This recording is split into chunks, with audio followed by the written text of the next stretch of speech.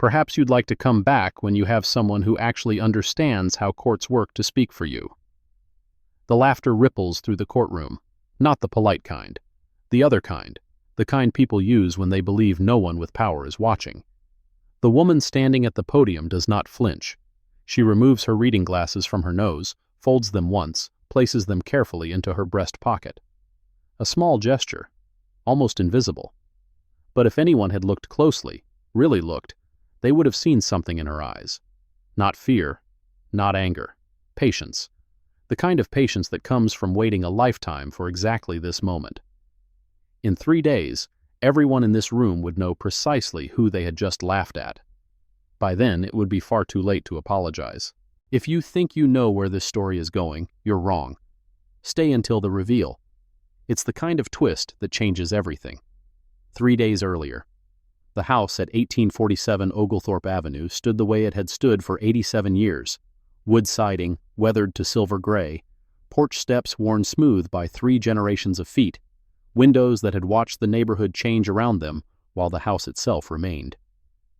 Naomi Callister parked her Honda Accord in the driveway and sat for a moment, hands still on the wheel. The engine ticked as it cooled. Spanish moss hung from the live oak in the front yard, the same tree her grandmother had planted as a sapling in 1962.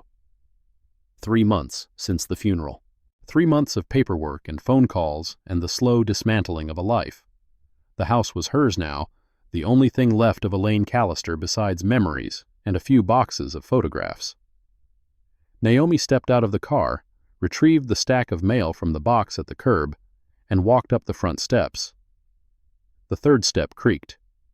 It had always creaked. Her grandmother had never fixed it because she liked knowing when someone was coming. Inside, the house smelled of dust and absence. Naomi set the mail on the kitchen table and began sorting. Junk, junk, utility bill, junk, insurance notice, junk. Her hands moved automatically, organizing by priority. Urgent, important, can wait. A habit from decades of managing case files, of processing information efficiently. She stopped at an envelope bearing the seal of Chatham County. Official correspondence. Never good news. She opened it, unfolded the single page, read the heading, Notice of Zoning Violation. Her eyes moved down the text. Property at 1847 Oglethorpe Avenue. Violation, non-conforming structure. Required action, demolition or modification within 60 days. Failure to comply will result in daily fines of $500 and potential property seizure under Georgia Code Section 36-66-4. Naomi read it again, then a 3rd time. The house had stood here for 87 years. Her grandmother had lived in it for 62 of those years. Nothing about the structure had changed. Not the roofline, not the footprint, not the porch that had watched children grow into adults and adults grow old. Non-conforming structure.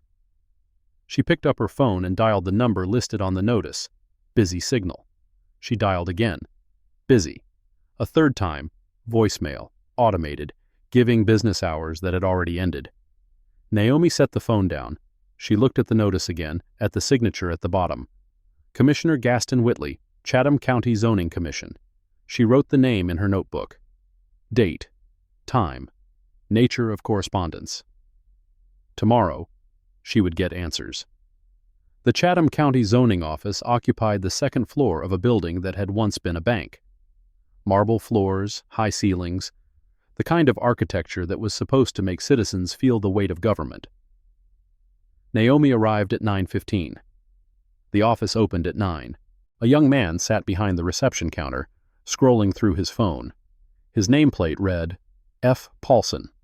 Naomi approached. Good morning. I received a violation notice and need clarification on the specific findings. Paulson looked up. His eyes moved over her, the navy dress, practical and unadorned, the worn leather briefcase, the reading glasses on a chain around her neck. He made a calculation in the space of a heartbeat, the way some people do. Appointment? I don't have one. The notice didn't indicate an appointment was required. No appointment, No service. He returned to his phone. Policy. Naomi looked around the office. 2 other employees sat at desks behind a partition, drinking coffee, laughing about something on one of their screens. No line, no other citizens waiting. The notice gives me 60 days to comply, but doesn't specify what I'm supposed to comply with. Non-conforming structure isn't a specific violation. Paulson sighed, the kind of sigh designed to communicate that she was wasting his time. That information is in the notice. I just told you it isn't. Then maybe you should hire a lawyer to explain it to you. The 2 employees behind the partition glanced over. One of them smirked. Naomi opened her notebook, wrote, October 7th, 2024. 9:17 a.m. Fletcher Paulson, Zoning Office. Refused to provide violation specifics. Suggested hiring attorney. No other citizens present. 2 additional staff members observed not assisting. Paulson watched her write. What are you doing? Documenting our interaction. You can't just, I can. Naomi closed the notebook. I'd like to schedule the earliest available hearing to contest this notice. Paulson stared at her for a moment, the kind of stare meant to intimidate. Naomi waited. Finally, he turned to his computer, typed with exaggerated slowness. Earliest available is Wednesday, 10:30, courtroom 3. I'll take it. You'll need to submit all supporting documents by end of business Monday. Fine. He printed a form, slid it across the counter without looking at her. Sign here. Naomi signed, took her copy, walked out. Behind her, she heard Paulson say something to his colleagues, the word lawyer followed by laughter. She didn't turn around. That night, Naomi sat in her grandmother's living room surrounded by paper, property records going back to 1937, zoning maps from 3 different decades, city council meeting minutes, planning commission reports, the detritus of bureaucracy that accumulated around any piece of land that had existed long enough to witness history. She found what she was looking for 2 hours in. A press release from 6 months ago. Chatham County announces Oglethorpe Corridor Revitalization Initiative. Commissioner Gaston Whitley leads effort to transform historic district. She read the details. Public-private partnership. Mixed-use development. Strategic acquisition of underutilized properties. The initiative covered a 12-block radius. 1847 Oglethorpe Avenue sat almost exactly in the center. Naomi pulled up the county assessor's website, searched recent property transfers in the area. 14 properties sold in the past 18 months, all to one of 3 companies: Coastal Heritage, LLC, Savannah Growth Partners, Chatham Redevelopment Corporation. She wrote the names in her notebook. The press release included a photograph. Commissioner Whitley shaking hands with a man in a hard hat, both of them smiling in front of an architectural rendering. Luxury condominiums, retail space, the kind of development that required empty lots, or lots that could be emptied. Naomi closed her laptop. The violation notice suddenly made more sense. Not because the house was non-conforming, it had been conforming for nearly a century, but because someone wanted the land it sat on, and a violation notice was cheaper than a fair offer. She gathered the documents, placed them in her briefcase. Wednesday, 10:30, courtroom 3. She would be ready. Wednesday morning arrived with the kind of humidity that made Savannah feel like the inside of a mouth. Naomi dressed in her navy dress, the same one she always wore for court appearances. Simple, professional, unremarkable. The municipal courthouse was an old building, constructed in the 1920s when architects still believed that civic structures should inspire awe. Oak paneling, high ceilings, the smell of decades of cases, of lives decided in rooms that hadn't changed while the world outside transformed. Security checkpoint, metal detector, a bailiff with shoulders like a refrigerator. His nameplate read, C. Mercer. Naomi placed her briefcase on the conveyor belt, stepped through the detector. No beep. Hold it. She stopped. Mercer stepped toward her, eyes moving from her face to her briefcase to her shoes and back. Open the bag. It went through the scanner. I said open it. Naomi unclasped the briefcase, held it open. Mercer reached inside, began removing items one by one: folders, legal pad, pens, reading glasses case. "What's all this?" "Documents for my hearing." "Lot of paper for a zoning case." He continued searching, slowly, deliberately, the way someone does when they want you to know they could take as long as they want. Behind Naomi, a line was forming. No one complained. They watched her as if she were the cause of the delay. Mercer picked up a bound folder, bent the spine while examining it. "You're damaging the binding. Those are certified records." "Certified records?" He laughed. "Lady, this is municipal court, not the Supreme Court." He dropped the folder back into the briefcase, stepped aside. "Move along."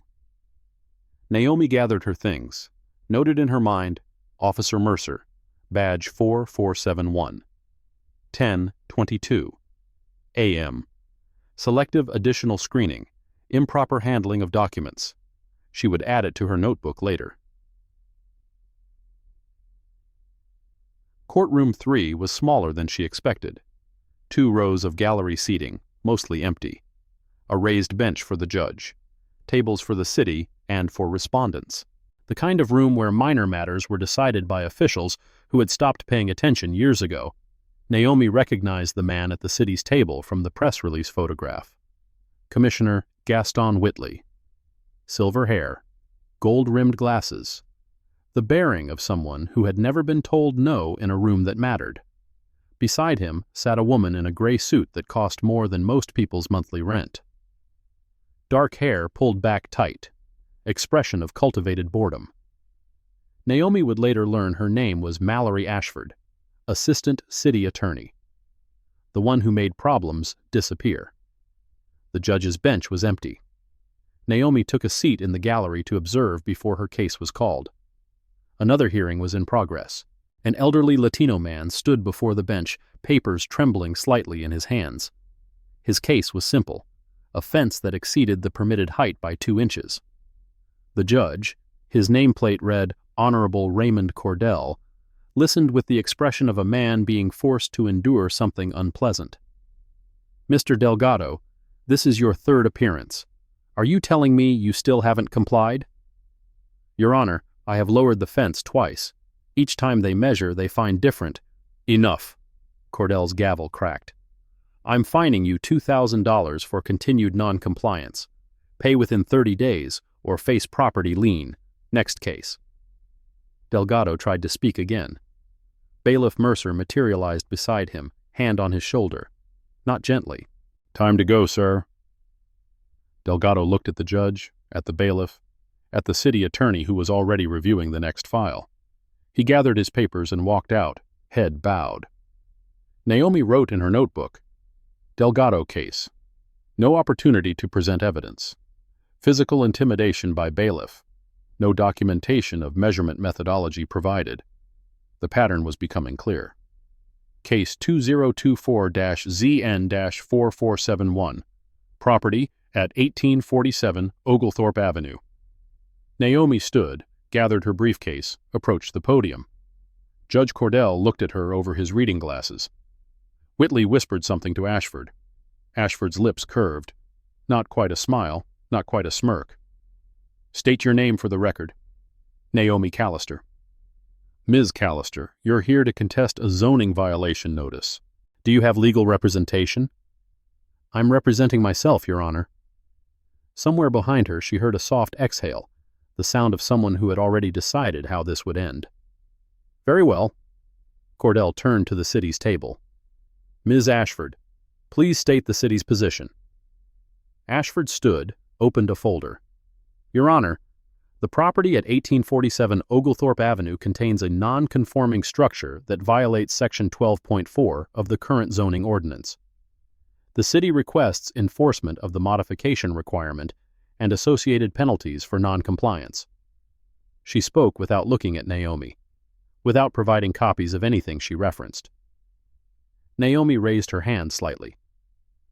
"Your Honor, I'd like to request copies of the documents Ms. Ashford is referencing." Cordell didn't look up from his own papers. Let her finish.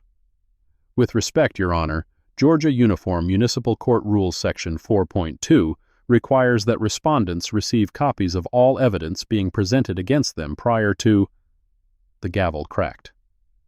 Ms. Callister. Cordell's voice dropped into a register that was supposed to sound authoritative. I will not be lectured on procedure in my own courtroom. You'll receive copies when I say you receive copies. Now sit down and let the city complete its presentation. Naomi did not sit down immediately. She stood at the podium for 1 beat. 2. Long enough for the silence to become uncomfortable. Long enough for Cordell's face to redden slightly. Then she sat. She opened her notebook and wrote 10:47 a.m. Denied procedural request for document copies. Violation of Georgia Uniform Municipal Court Rules, Section 4.2.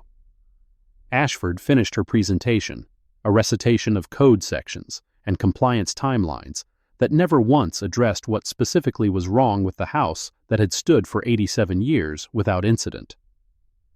Your Honor, the city rests. Cordell nodded. Ms. Callister, your response. Naomi stood again. Your Honor, I'd like to present evidence that the structure in question has existed in its current form since 1937, predating the current zoning ordinance by— Your Honor, if I may? The interruption came from the gallery. Commissioner Whitley, rising from his seat as if he belonged at the table. Commissioner Whitley? Cordell's tone shifted, warmer, collegial. You have something to add? The property records she's referencing are irrelevant. The current ordinance, adopted in 2019, applies retroactively to non-conforming structures under Section 3666-4. Naomi turned. Your Honor, Commissioner Whitley is not a party to this hearing. His commentary from the gallery is improper. Cordell waved his hand dismissively. Commissioner Whitley is a subject matter expert. I'll allow his input. Then I'd like to question the Commissioner directly about the basis for his determination that my property was selected for enforcement. This isn't a trial, Miss Callister. You don't get to cross-examine anyone. Georgia Code Section 3666-5 provides that in zoning appeal hearings, affected property owners have the right to question the basis of enforcement decisions. If the Commissioner is providing testimony, I have the right to— That's enough. Cordell leaned forward. His eyes had changed. No longer bored, now something harder. Ms. Callister, I don't know where you think you are, but this isn't the place for your little performance. He paused. Perhaps you'd like to come back when you have someone who actually understands how courts work to speak for you. The laughter came then.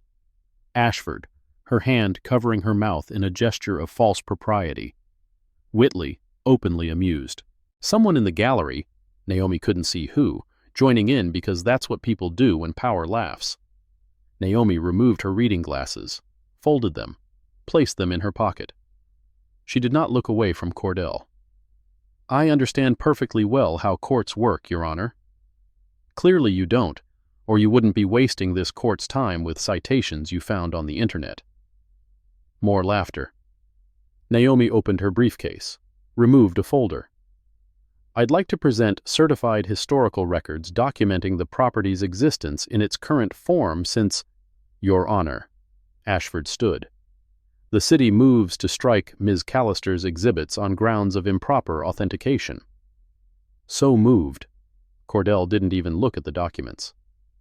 Ms. Callister, your historical records are excluded. On what basis? On the basis that I said so. This is my courtroom.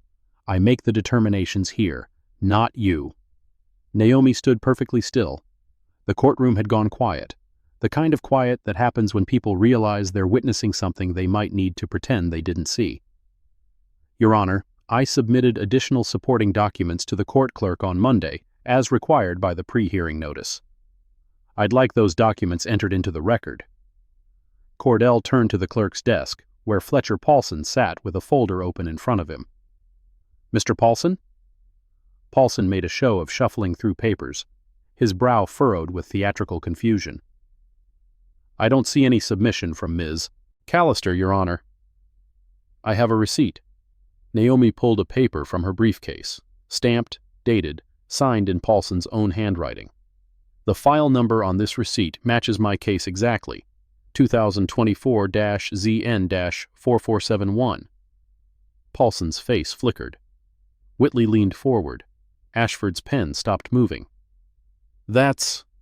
Paulson glanced at the judge. That's for a different matter. It's signed by you, dated Monday. Case number clearly visible. Silence. Cordell cleared his throat. We'll proceed without the missing documents. Ms. Callister, do you have copies? The originals were submitted to establish chain of custody. Under Georgia Evidence Code, copies will suffice. Move on. Naomi wrote in her notebook, 11:02 a.m. Clerk Fletcher Paulson denied receiving documents contradicted by signed receipt.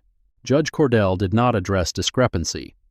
The missing documents contained exactly what the city didn't want in the record. Proof that 14 properties in the same area had received identical violation notices. Proof that all 14 had been sold within 6 months of receiving those notices. Proof that all 14 were now owned by companies with suspiciously similar registration addresses. Someone had made those documents disappear. Someone who knew what was in them. The hearing lasted another 45 minutes. Every time Naomi tried to present evidence, Ashford objected. Every time Naomi cited a statute, Cordell dismissed it. Every time she attempted to establish the pattern, that her property wasn't unique, that this was systematic, she was cut off. The ruling came at 11:47. Ms. Callister, I find the violation notice valid as issued. You have 45 days to bring the property into compliance. Daily fines of $500 will begin on day 46. Failure to comply within 90 days will result in property seizure proceedings. Naomi stood. I object to this ruling and request that my objection be noted for the record. Noted and overruled. I also request a complete transcript of these proceedings and all court recordings. Cordell smiled, the first genuine expression she'd seen from him. Mr. Paulson will provide those, eventually. Paulson laughed. Naomi gathered her documents, placed them in her briefcase, and walked toward the door. She was almost there when Ashford's voice stopped her. Ms. Callister, a moment? Naomi turned. Ashford approached, heels clicking on the marble floor. When she spoke, her voice was low, just between them. You handled yourself, unexpectedly, well in there. The smile didn't reach her eyes. But I want to give you some friendly advice. This property, it's in a redevelopment zone. The city has plans, big plans, and people who stand in the way of progress tend to find themselves tangled in other issues. Is that a threat? It's reality. Ashford tilted her head. You can fight this for months, spend thousands on lawyers, and still lose. Or, she pulled a card from her pocket. You can accept the city's buyout offer and walk away with fair market value plus relocation assistance. What buyout offer? I haven't received any buyout offer. Consider this your notification. $180,000. 30 days to accept. Naomi did the math without trying. Comparable properties in the area were selling for $340,000 or more, nearly double. I'll need that in writing. Of course. Ashford's smile sharpened. But Ms. Callister, the offer expires, and after it does, things get complicated. She walked away before Naomi could respond. This is just the beginning. The real confrontation is coming, and trust me, you don't want to miss what happens when Naomi finally reveals who she really is. Naomi was heading for the exit when a hand closed around her arm. Bailiff Mercer, badge 4471. Ma'am, Judge Cordell wants to see you in chambers. For what purpose? Didn't say. Just said to bring you back. Am I being detained? Mercer's grip tightened slightly. Nobody said detained. Judge just wants a word. I'd like to know the nature of this meeting before I agree to attend. Lady. He stepped closer, close enough that she could smell coffee on his breath.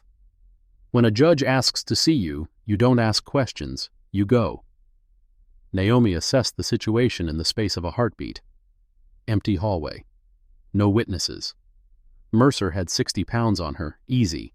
His hand was still on her arm, fingers pressing hard enough to leave marks. I understand, but I'd like to make a phone call first. Phone call can wait. Under the Fifth Amendment and Georgia Code Section 17-4-62, I have the right to contact an attorney before any custodial interaction with court officials.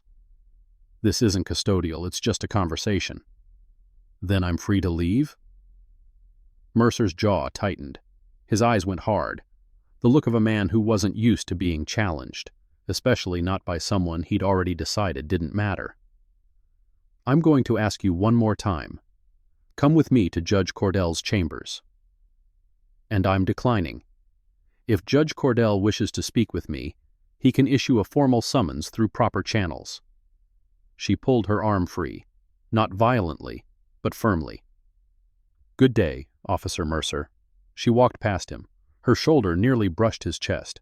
Every muscle in her body was prepared for him to grab her again, to escalate, to create an incident that would justify whatever came next. He didn't. She felt his eyes on her back all the way to the door. Outside, the Savannah sun hit her like a wall. Humid air, heavy with the smell of the river, of history, of a city that had learned to hide its cruelties behind beautiful architecture and good manners. Naomi stood on the courthouse steps and allowed herself one deep breath. Excuse me, are you the woman from the zoning hearing? She turned.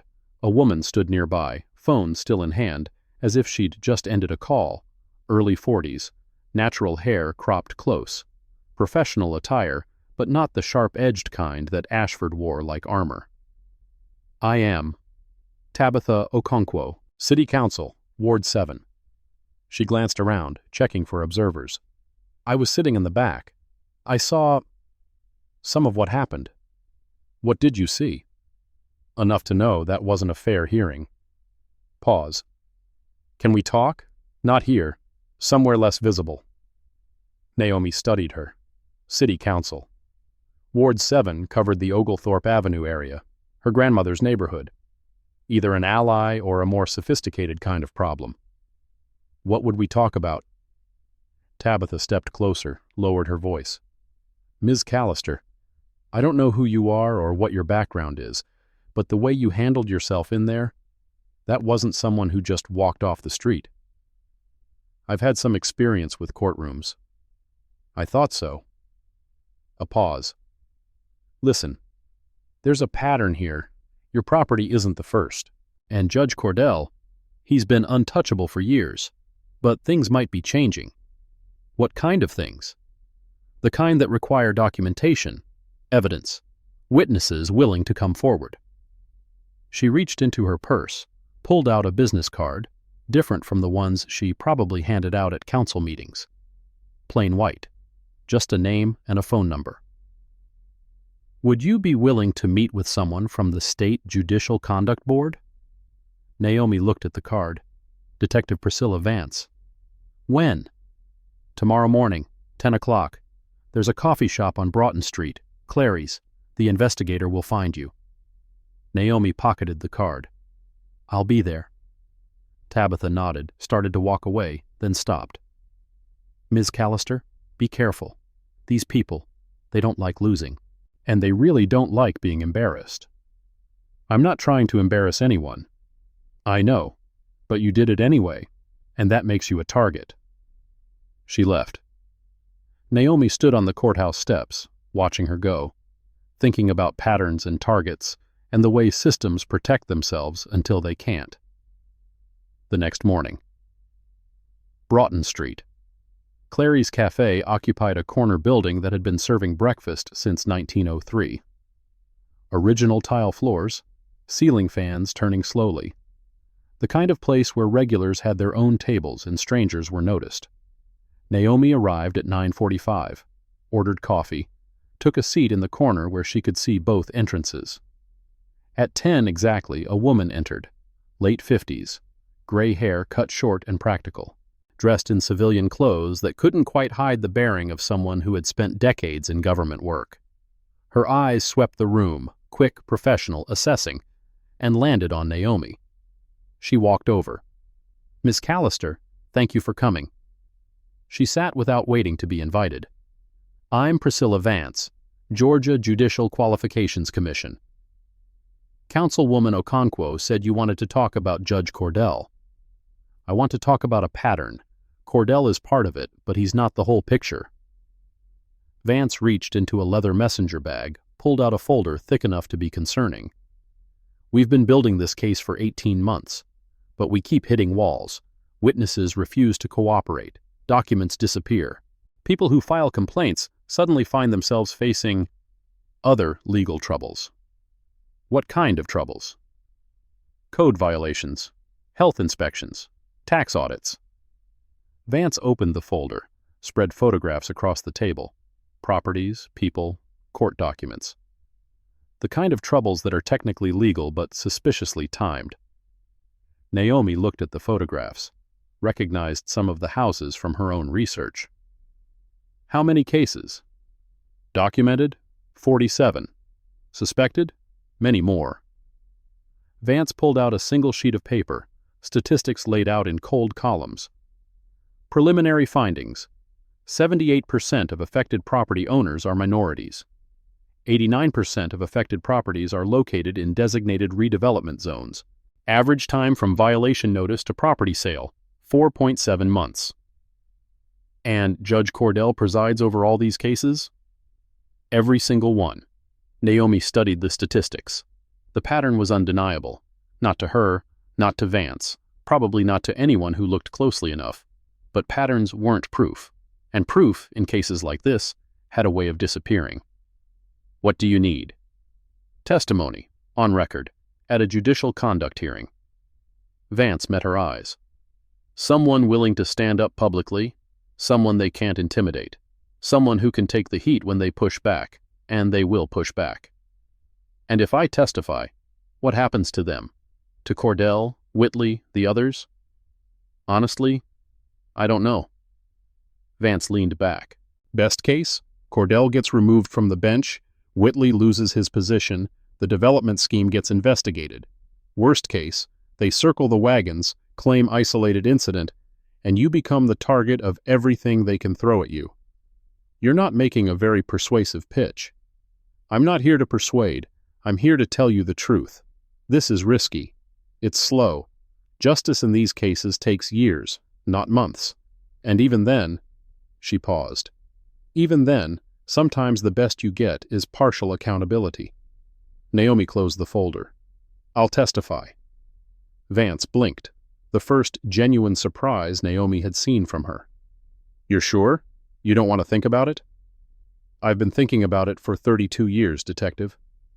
Something shifted in Vance's expression, a question forming behind her eyes. "Ms. Callister, who are you exactly?" Naomi picked up her coffee, took a slow sip. "Someone who's tired of watching this happen." The weeks that followed were a blur of preparation. Naomi worked with Vance's team, organizing evidence, reviewing transcripts, identifying patterns that connected seemingly unrelated cases. Her notebook filled with dates and names and connections, the architecture of corruption laid bare in blue ink. She was not alone. Silas Whitmore had worked as a court stenographer in Chatham County for 31 years. He had typed every word spoken in Judge Cordell's courtroom, every dismissive comment, every suspicious ruling, every moment when justice was denied to people who had no power to fight back. He had also recorded it, secretly, illegally, for 3 years. "I've seen it happen too many times." His voice was quiet, the voice of a man who had carried guilt for years and was finally setting it down. "People who did nothing wrong, losing everything they have, and I just sat there, typing it all down." "You didn't just sit there." Naomi placed a hand on his arm. "You documented. Is that enough?" "It's a start." The recordings were damning. Cordell's voice, unmistakable, in case after case. "These people don't understand property law. Another one who thinks they can waste the court's time. If they can't afford a lawyer, maybe they shouldn't own property. And laughter. Always laughter. The same laughter Naomi had heard in that courtroom. The Judicial Qualifications Commission scheduled a preliminary hearing for November 15th. The notice arrived by certified mail, official and final. Notice of preliminary hearing. Case J, QC 202-40891. In the matter of alleged judicial misconduct, Municipal Court, Chatham County. Date, November 15th, 2024. Location, Georgia State Capitol, Room 341. Presiding, Chief Justice Designate to be announced. Naomi read that last line 3 times. Chief Justice Designate to be announced. She folded the notice, placed it in her briefcase. The timing was going to be interesting. November 15th. Georgia State Capitol. Room 341 was larger than the Chatham County courtroom. High ceilings, marble columns, the kind of room built for decisions that echoed beyond their immediate context. Every seat was filled. Reporters with notebooks and recording devices. Attorneys in expensive suits, some representing the accused, some just watching to see which way the wind would blow. City officials, nervous, calculating the political cost of being associated with whatever was about to happen. And in the front row, the defendants. Judge Raymond Cordell sat with his attorney, posture rigid, expression betraying nothing. He still believed he was untouchable. 30 years on the bench had taught him that men like him did not face consequences. Commissioner Gaston Whitley sat 2 seats away, deliberately separate, already preparing to sacrifice anyone necessary to protect himself. Mallory Ashford represented the city's interests, though today she would be answering questions rather than asking them. Fletcher Paulson and Colton Mercer sat in the gallery, subpoenaed as witnesses, their futures suddenly uncertain. Naomi entered through a side door. She wore her navy dress, reading glasses on their chain, the worn leather briefcase in her hand. Cordell glanced at her as she passed, a flicker of recognition, then dismissal. To him, she was still just the woman he had laughed at, still just a problem he had handled. She took a seat in the witness section. The hearing began with testimony from other victims. Ernesto Delgado described 3 years of escalating fines for a fence that had never actually been out of compliance. A shopkeeper explained how his business had been shut down for safety violations that no inspector could specify, forcing him to sell at a loss. A minister recounted the closure of his church, a building that had served the community for 60 years, over paperwork discrepancies that materialized out of nowhere. Each story added weight to the pattern. Each voice made it harder to claim isolated incident. Then Naomi's name was called. The commission calls Naomi Callister. She rose, gathered her briefcase, walked to the witness stand. Cordell watched her approach. His expression hadn't changed, still confident, still certain that whatever she said could be managed, explained, dismissed. He had no idea what was coming. I affirm that the testimony I will give is the truth, the whole truth, and nothing but the truth. Naomi testified for 2 hours. She described the violation notice, the hearing, the laughter, the documents that disappeared, the buyout offer delivered as a threat, the bailiff who tried to force her into a meeting she hadn't consented to. She presented evidence, her notebook entries, time-stamped and detailed, the signed receipt that proved Paulson had received documents he claimed never existed. The pattern analysis showing her property was one of dozens targeted with identical tactics. She remained calm throughout, precise, unshakable. Cordell's attorney began his cross-examination with condescension. Ms. Callister, you have no legal training, correct? I didn't say that. You represented yourself in the zoning hearing. That suggests you're not a licensed attorney. I said I was representing myself. I didn't say I had no legal training. Then what exactly qualifies you to critique how Judge Cordell runs his courtroom? The moment had arrived. Naomi opened her briefcase, removed a sealed envelope bearing the seal of the state of Georgia. I'd like to submit one additional document for the record. The hearing officer nodded. Proceed. Naomi broke the seal, removed a single sheet of heavy paper. She read aloud, her voice clear and steady, each word filling the silent room. By authority of the Governor of Georgia, with confirmation by the State Senate, Naomi Elaine Callister is hereby appointed Chief Justice of the Supreme Court of Georgia, effective November 18, 2024. This appointment carries all rights, responsibilities, and judicial authority outlined in the Georgia Constitution, Article 6, Section 6. She set the document on the table. Silence. Complete, absolute silence. Cordell's face went white. The color drained from his skin as if someone had pulled a plug. Whitley's mouth opened, closed, opened again. No sound emerged. Ashford's pen dropped from her fingers, clattered on the table. Mercer, in the gallery, shifted in his seat. His hand moved toward his badge, then stopped. There was nowhere to run. Paulson just stared, as if the words hadn't fully registered. The attorney who had been cross-examining her stood frozen, folder still in hand, mouth half open. Naomi continued, "In 3 days, I will be sworn in as the highest judicial officer in this state. I will oversee the entire court system, including the Judicial Qualifications Commission that is hearing this case." She paused. "I want to be clear. I am not here as Chief Justice. I am here as a citizen who was mistreated in a courtroom.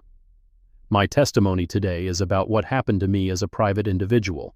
The fact that I happen to be the incoming Chief Justice is—" a slight pause. "Unfortunate timing for Judge Cordell."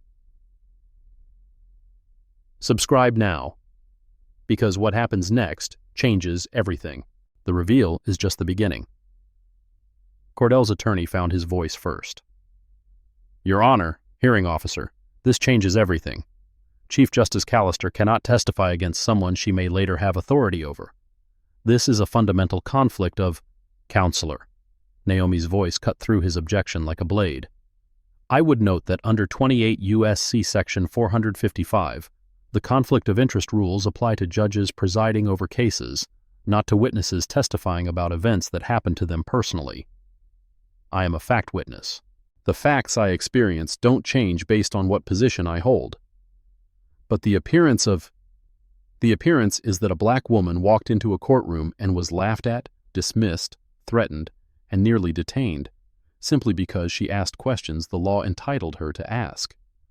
Naomi's gaze swept the room, landing briefly on each person who had participated in what happened to her. "That's the appearance, Counselor, and it doesn't require my job title to be a problem." The attorney sat down heavily. He had no response. The evidence cascade began. Detective Vance took the stand with 18 months of investigation condensed into devastating clarity. She presented digital forensics analysis of the court's computer system. 23 case files had been deleted over the past 18 months, all within 72 hours of unfavorable rulings being appealed. All deletions traced to a single user ID, F_Paulson_1-847. Fletcher Paulson, in the gallery, put his head in his hands. She presented financial records. The 3 development companies that had purchased properties from distressed owners, Coastal Heritage, LLC, Savannah Growth Partners, Chatham Redevelopment Corp., all traced through shell companies to common beneficial ownership. Campaign contributions to municipal judges, $47,000 over 5 years. She presented internal communications, emails between Whitley, Cordell's personal account, and an unnamed third party. Selected excerpt from August 2023. "The Oglethorpe corridor is almost clear. 3 more holdouts. Apply pressure. They'll fold." Response: "What if they don't?" Reply: "Then we find violations. We always find violations." The room erupted. Reporters surged toward the exits, phones pressed to ears. Cordell sat motionless, staring at the table in front of him. Whitley stood abruptly. "I want to make a statement, for the record." His attorney grabbed his arm. "Gaston, don't— This wasn't my operation." Whitley pulled free, voice rising. "I was following instructions. The development companies, They have connections at the state level. People who... Commissioner Whitley. The hearing officer's gavel cracked. You have the right to counsel. I strongly advise you to exercise it. Whitley looked around the room, at Cordell, who wouldn't meet his eyes, at Ashford, who had gone very still, at the reporters capturing every word. I want immunity in exchange for full cooperation. That's not something this hearing can provide. Then get me someone who can, because what I know goes a lot higher than this room. The hearing recessed. In the chaos that followed, attorneys huddling, officials making phone calls, reporters filing stories, Naomi gathered her documents and walked toward the exit. She passed Cordell's table. He looked up at her. For the first time, she saw something other than contempt in his eyes. Fear. She stopped. You laughed at me in your courtroom, Judge Cordell. Her voice was quiet, just between them. You told me to find someone who understands how courts work. She paused. I understand how courts work. I've understood for 32 years. She walked away. Cordell didn't move. Outside the Capitol, the media waited. Cameras, microphones, questions shouted from every direction. Chief Justice Callister, how long have you known about this corruption? Did you deliberately conceal your identity during the zoning hearing? What reforms will you pursue as Chief Justice? Naomi stopped at the top of the steps. I'll take 3 questions, briefly. The shouting consolidated into something like order. First question. A reporter from the Atlanta Journal-Constitution stepped forward. Chief Justice Designate, did you intentionally allow yourself to be mistreated in order to build this case? No, I attended that hearing as a private citizen trying to protect my grandmother's house. I had no intention of becoming evidence. But when I saw what was happening, not just to me, but to dozens of people who had no power to fight back, I made a choice to document it and to testify. Second question. A television reporter. What happens to Judge Cordell now? That's for the Judicial Qualifications Commission to determine, and ultimately, potentially, for the State Attorney General. I will have no role in those proceedings. That would be a genuine conflict of interest. A slight pause. But I will say this. The evidence presented today is overwhelming, and the people of Georgia deserve judges who serve justice, not their own interests. Last question. A voice from the back. Chief Justice, Commissioner Whitley implied connections at the state level. How high does this go? Naomi considered the question. I don't know, but I intend to find out. She descended the steps, flanked by aides who had materialized from somewhere and disappeared into a waiting car. Behind her, the Capitol dome rose against the Georgia sky, scales of justice gleaming in the afternoon sun. That night, in the quiet of her grandmother's house, Naomi sat in the living room with a cup of tea going cold beside her. The television played footage from the hearing on a loop. Her face, calm and focused, reading from the appointment letter. Cordell's face, draining of color. Whitley's desperate attempt to save himself. She turned it off. The house was quiet. The kind of quiet that only old houses know, the settling of wood, the whisper of history, the weight of memories accumulated over decades. Her phone buzzed. Unknown number. She answered. Chief Justice Callister? The voice was male, digitally altered, impossible to identify. We haven't met, but I think we should talk. Who is this? Someone who knows who sent those redacted emails. Someone who knows what happened to those 10 minutes of body cam footage from Bailiff Mercer's camera. A pause. Someone who knows that Judge Cordell was just the surface. If you have information, you should contact Detective Vance. Detective Vance has already been compromised. Someone in her office is feeding information to the people who are actually running this. Another pause. The development companies, the campaign contributions, the missing files. It's all connected to something much larger, and it goes higher than a municipal judge or a zoning commissioner. Why are you telling me this? Because in 3 days, you'll be the most powerful judicial officer in this state, and because the people who built this system are already planning how to make sure you never get the chance to dismantle it. The line went silent. Naomi stared at her phone. The screen showed call ended. Duration: 1 minute, 23 seconds. She opened her notebook, the same notebook she had carried through courtrooms and hearings and investigations. She wrote, November 15th, 2024, 9:47 p.m. Anonymous call. Claims knowledge of deeper involvement. Warns of ongoing threat. Investigation. Ongoing. She closed the notebook. Outside the window, Savannah was dark except for streetlights and the occasional passing car. The live oak in the front yard cast shadows across the porch, the same shadows it had cast for 60 years, watching over a house that had almost been stolen and a woman who had refused to let it go. Justice had been done today. Partial justice. Incomplete justice.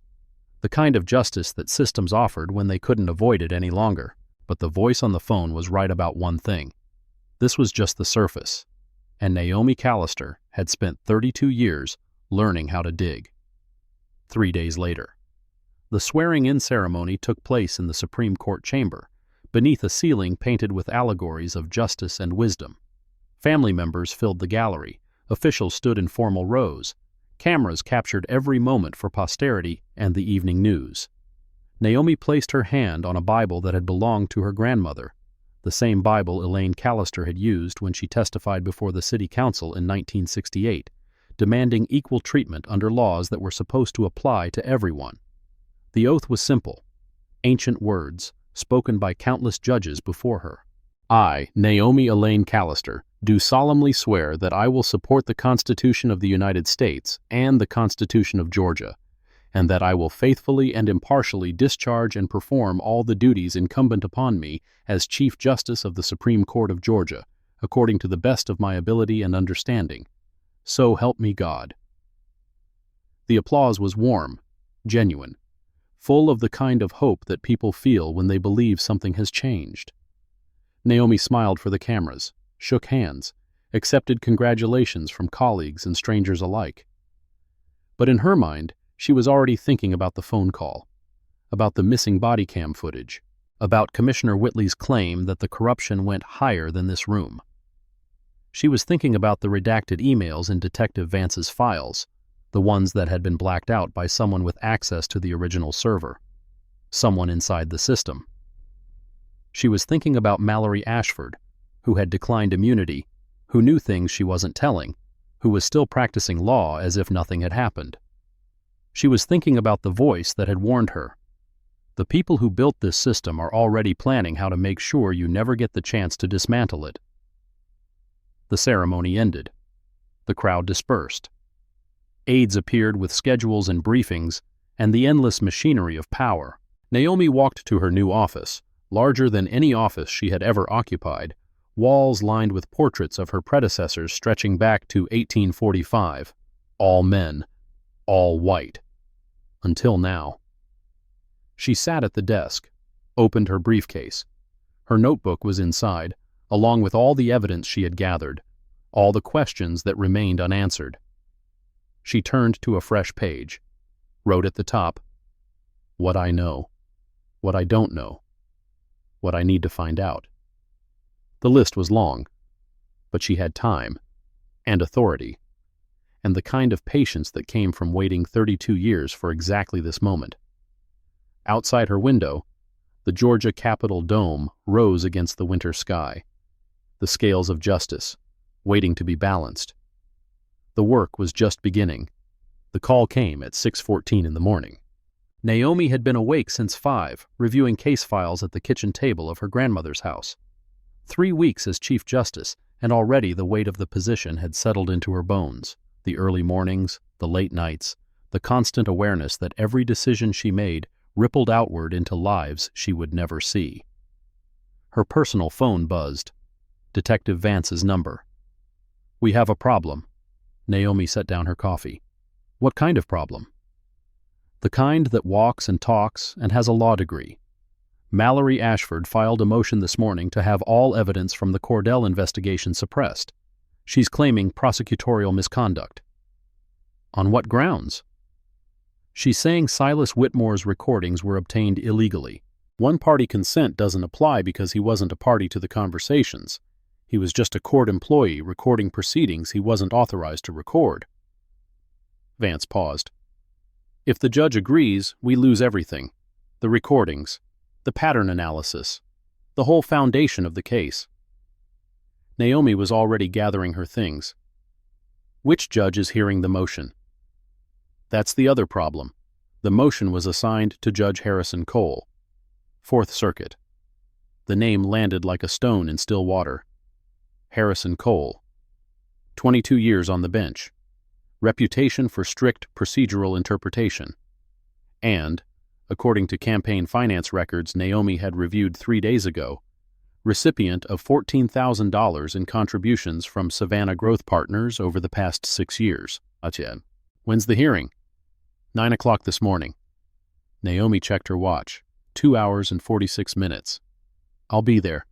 Chief Justice, I know I can't intervene in the proceedings, but I can observe, and I can make sure the right people know I'm observing. She hung up before Vance could object.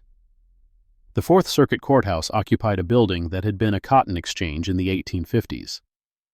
The architecture carried that history in its bones.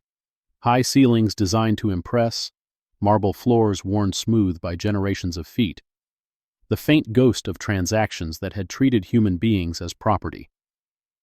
Naomi entered through the main doors at 8:45. The security guard recognized her. His eyes widened slightly. Then he straightened, waved her through without the usual screening. Chief Justice, we weren't expecting. I'm just observing today. She walked toward courtroom 4, heels clicking on marble.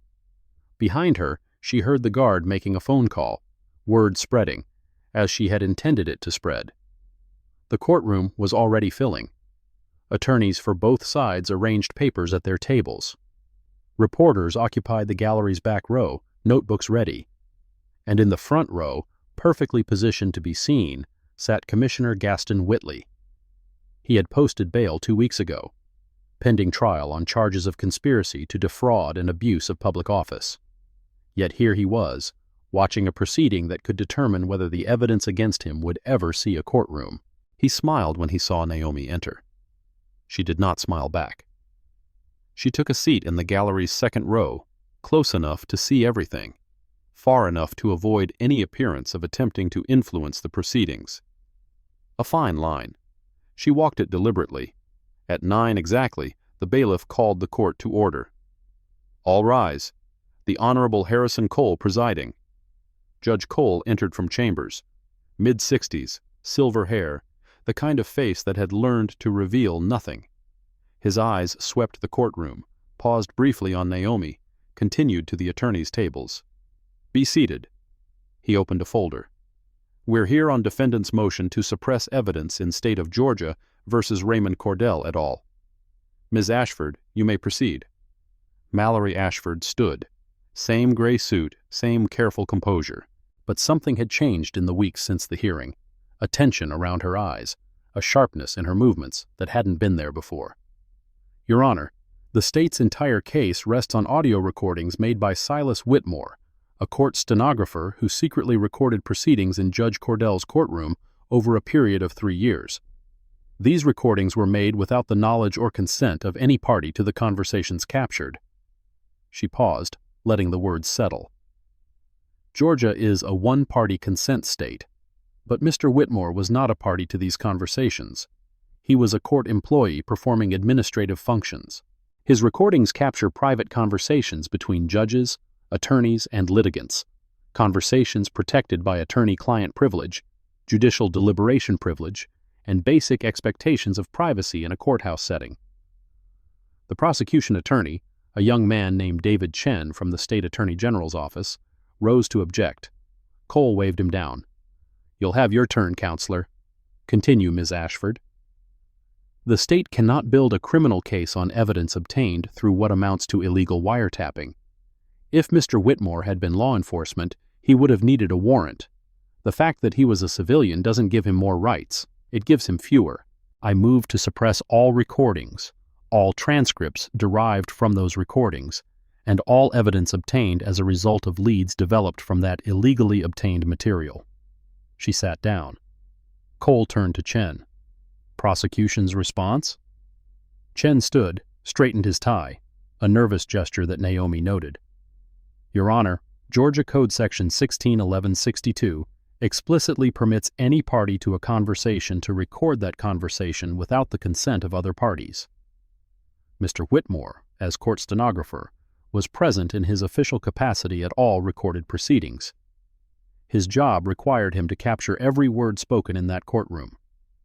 The recordings he made were simply a different format of documentation he was already authorized to perform. That's absurd. Ashford was on her feet. A stenographer's transcript is an official court record, subject to review and correction. Secret audio recordings are surveillance. They're fundamentally different. The content is identical. The method is not. Cole's gavel cracked. Counselors, I'll have order in my courtroom. He studied both attorneys with an expression that revealed nothing. Ms. Ashford raises a valid procedural question. Mr. Chen, do you have case law supporting your position? Chen fumbled through his papers. Your Honor, we can cite State v. Morrison, which held that Morrison involved a police informant, counselor, not a civilian employee. Try again. Naomi watched Chen struggle. He was outmatched, a junior prosecutor assigned to a case that should have warranted the Attorney General's personal attention. Someone had made a decision about resource allocation. Someone had decided this case wasn't worth their best effort, or someone had made sure the best effort wouldn't be applied. Cole leaned back in his chair. I'm prepared to rule. Chen's face went pale. Your Honor, the prosecution requests time to... You've had 2 weeks to prepare, Counselor. If you're not ready now, that's not the court's problem. Cole straightened his papers. After careful consideration of the arguments presented, Your Honor. The voice came from the gallery. Every head turned. Naomi was standing. Cole's expression flickered. Surprise. Quickly suppressed. Chief Justice Callister, this is unexpected. I'm not here to address the court, Your Honor. I'm here as an observer. However, I believe there may be a procedural issue the court should consider before ruling. Chief Justice, with respect, you have no standing in these proceedings. I'm aware, but I would note that Georgia judicial canons require disclosure of any relationship between presiding judges and parties with interest in the outcome of proceedings. And I would further note that Savannah Growth Partners, one of the companies directly implicated in the evidence at issue, has made substantial campaign contributions to this court over the past 6 years. The courtroom went silent. Cole's face hardened. Are you accusing me of bias? I'm asking whether the Canon 3 disclosure requirements have been satisfied. If they have, I apologize for the interruption. If they haven't, I believe the court should address that before proceeding. Ashford was on her feet. This is outrageous. The Chief Justice is attempting to intimidate the court into... I'm doing nothing of the kind. Naomi's voice remained calm, level. I'm raising a procedural question that any observer might raise. Your Honor is free to answer it or not, as he sees fit. Cole stared at her for a long moment. The courtroom held its breath. This hearing is recessed. Cole's voice was tight. I'll issue a written ruling within 48 hours. He stood, disappeared into chambers. The room erupted. If you think the system will protect its own, you're right. But you haven't seen what happens when someone refuses to play by their rules. Keep watching. Outside the courthouse, Ashford caught up with Naomi on the steps. That was a dangerous move, Chief Justice. Naomi kept walking. I raised a legitimate procedural concern. You publicly questioned a sitting judge's impartiality in his own courtroom. That's not procedure, that's politics. If Judge Cole has nothing to hide, he has nothing to worry about. Ashford stepped in front of her, blocking her path. Let me be very clear. Her voice dropped low, the pretense of collegiality gone. You made enemies in that courtroom. Powerful enemies. the kind who don't forget. I've had enemies before, Ms. Ashford. Not like these. Ashford's eyes were hard. You think you exposed something at that hearing? You think Cordell and Whitley are the problem? They're nothing. They're local. The people above them, the people who really benefit from this system, they operate at a level you can't touch. Is that a warning or a threat? It's information. What you do with it is your choice. Ashford stepped aside. But remember this conversation when things start falling apart. Remember that I tried to tell you. She walked away. Naomi watched her go, the confident stride, the expensive suit, the posture of someone who believed herself untouchable. Then she pulled out her phone and called Vance. I need everything you have on Mallory Ashford. Personal finances, professional associations, family connections, everything. Chief Justice, that could take... I'll make it a priority. Send what you have to my secure email. She hung up. The chess game was just beginning. 2 days later, Judge Cole issued his ruling. Evidence suppressed. All recordings excluded. Case against Cordell effectively gutted. The opinion was 23 pages of legal reasoning that somehow managed to avoid mentioning campaign contributions, conflicts of interest, or any of the questions Naomi had raised in open court. The media coverage was brutal. Chief Justice's gambit backfires. Atlanta Journal-Constitution. Cordell case collapses after judicial showdown. Savannah Morning News. Questions raised about new Chief Justice's judgment. Georgia Political Weekly. Naomi read the headlines with her morning coffee in the kitchen of her grandmother's house and felt the weight of what she had set in motion. She had exposed the conflict, made it public, forced the question into the light, and the system had responded exactly as systems respond, by protecting itself. Her phone buzzed. Text from an unknown number. I told you they were planning. She stared at the screen. The anonymous caller, the one who had warned her about compromised investigators, about corruption higher than municipal court, about enemies planning to stop her before she could act. She typed a response. Who are you? The reply came in seconds. Someone who wants what you want. Meet me tonight. Forsyth Park, 9 p.m. Come alone. Naomi set the phone down. Every instinct built over 32 years of legal work told her this was dangerous. Anonymous sources, clandestine meetings, requests to come alone, the architecture of traps. But her instincts also told her something else. Whoever this person was, they had information. Real information. The kind that could break open what remained of this case. And right now, with the evidence suppressed and the case collapsing, information was the only weapon she had left. Forsyth Park at night. Spanish moss hung from live oaks like veils. The fountain at the park's center glowed softly under decorative lights. Joggers passed in small groups, their footsteps muted on the packed dirt paths.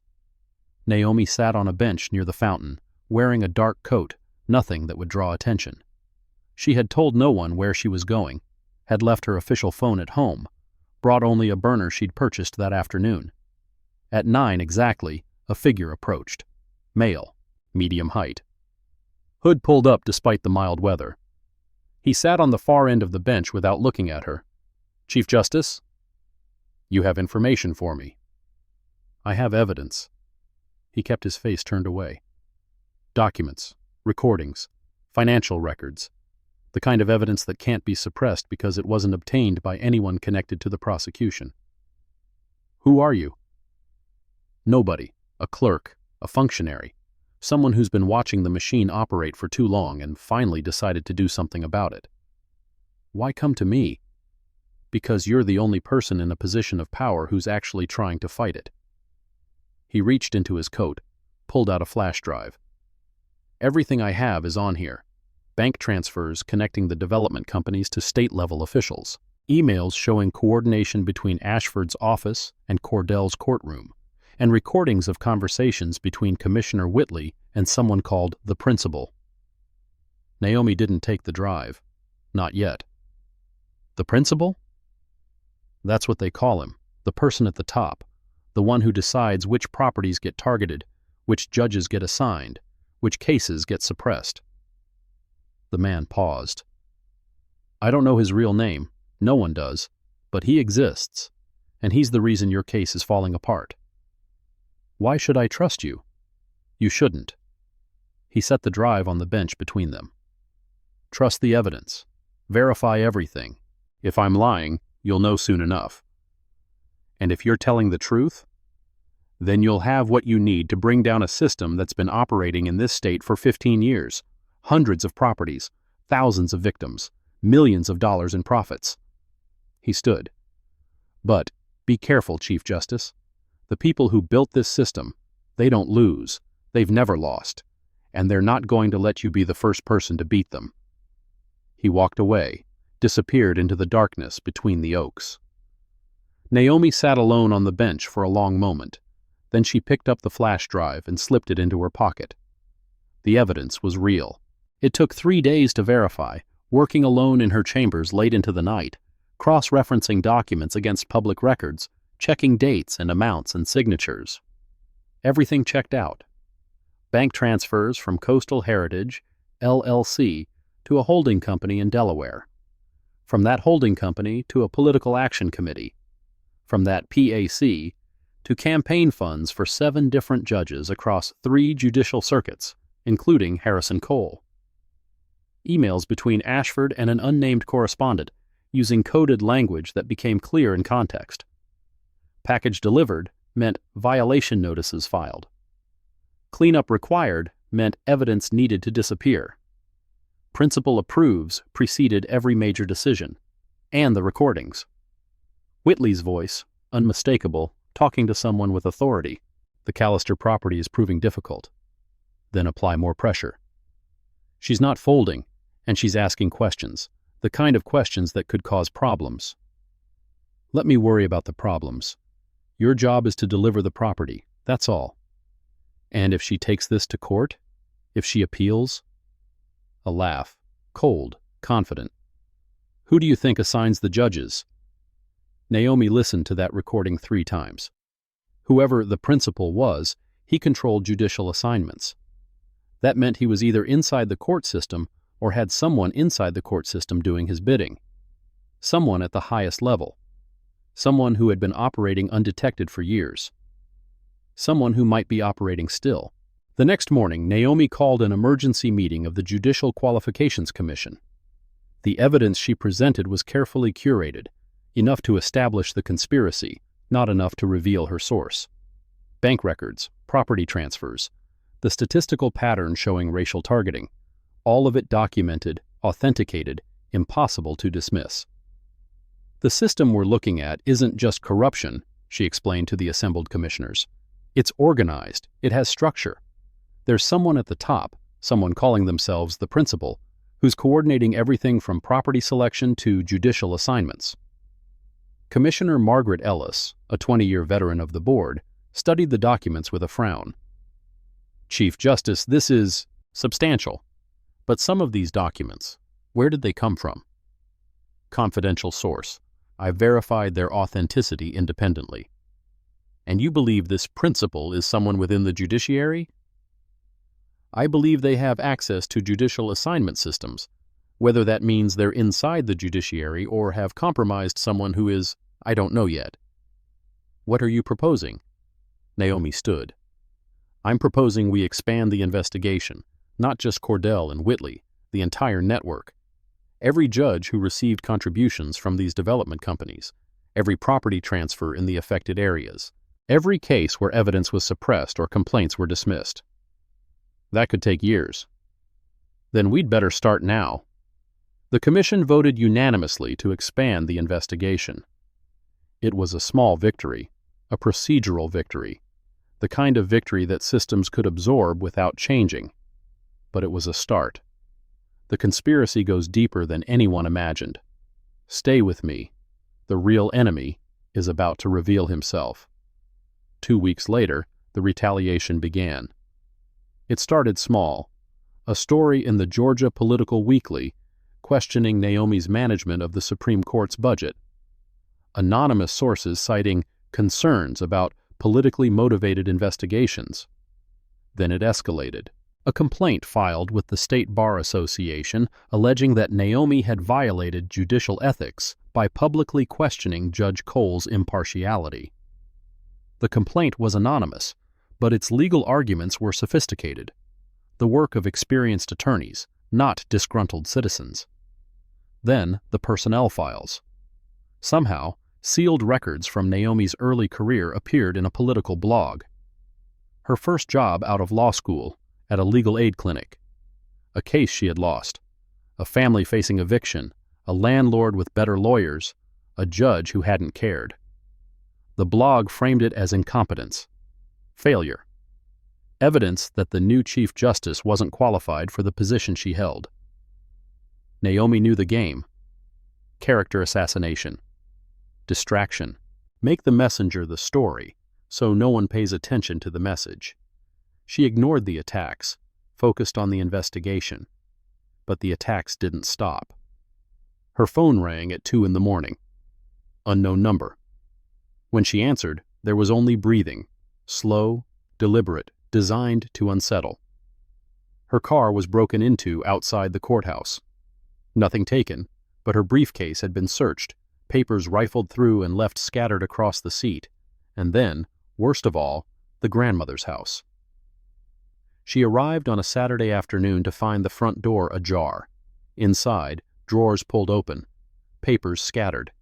Her grandmother's photographs knocked from their places on the mantel. Nothing was stolen. The violation wasn't about theft. It was about sending a message. Detective Vance arrived within the hour, forensic team in tow. No fingerprints we can use. She stood in the living room, watching technicians work. Professional job. They wore gloves, avoided cameras, didn't trip any alarms. There aren't any alarms. Exactly. Vance turned to face her. Chief Justice, you need protection. This isn't random. Someone's escalating. I know who's escalating. Then let me help. Let me bring in federal resources. FBI has a public corruption unit that... No. Naomi's voice was firm. Not yet. If the principal has people inside the state judiciary, they may have people in federal agencies too. Until I know who to trust, I can't expand the circle. With respect, Chief Justice, you can't investigate alone. You don't have the resources. You don't have the authority to conduct criminal investigations. And you certainly don't have the ability to protect yourself from people willing to break into your home.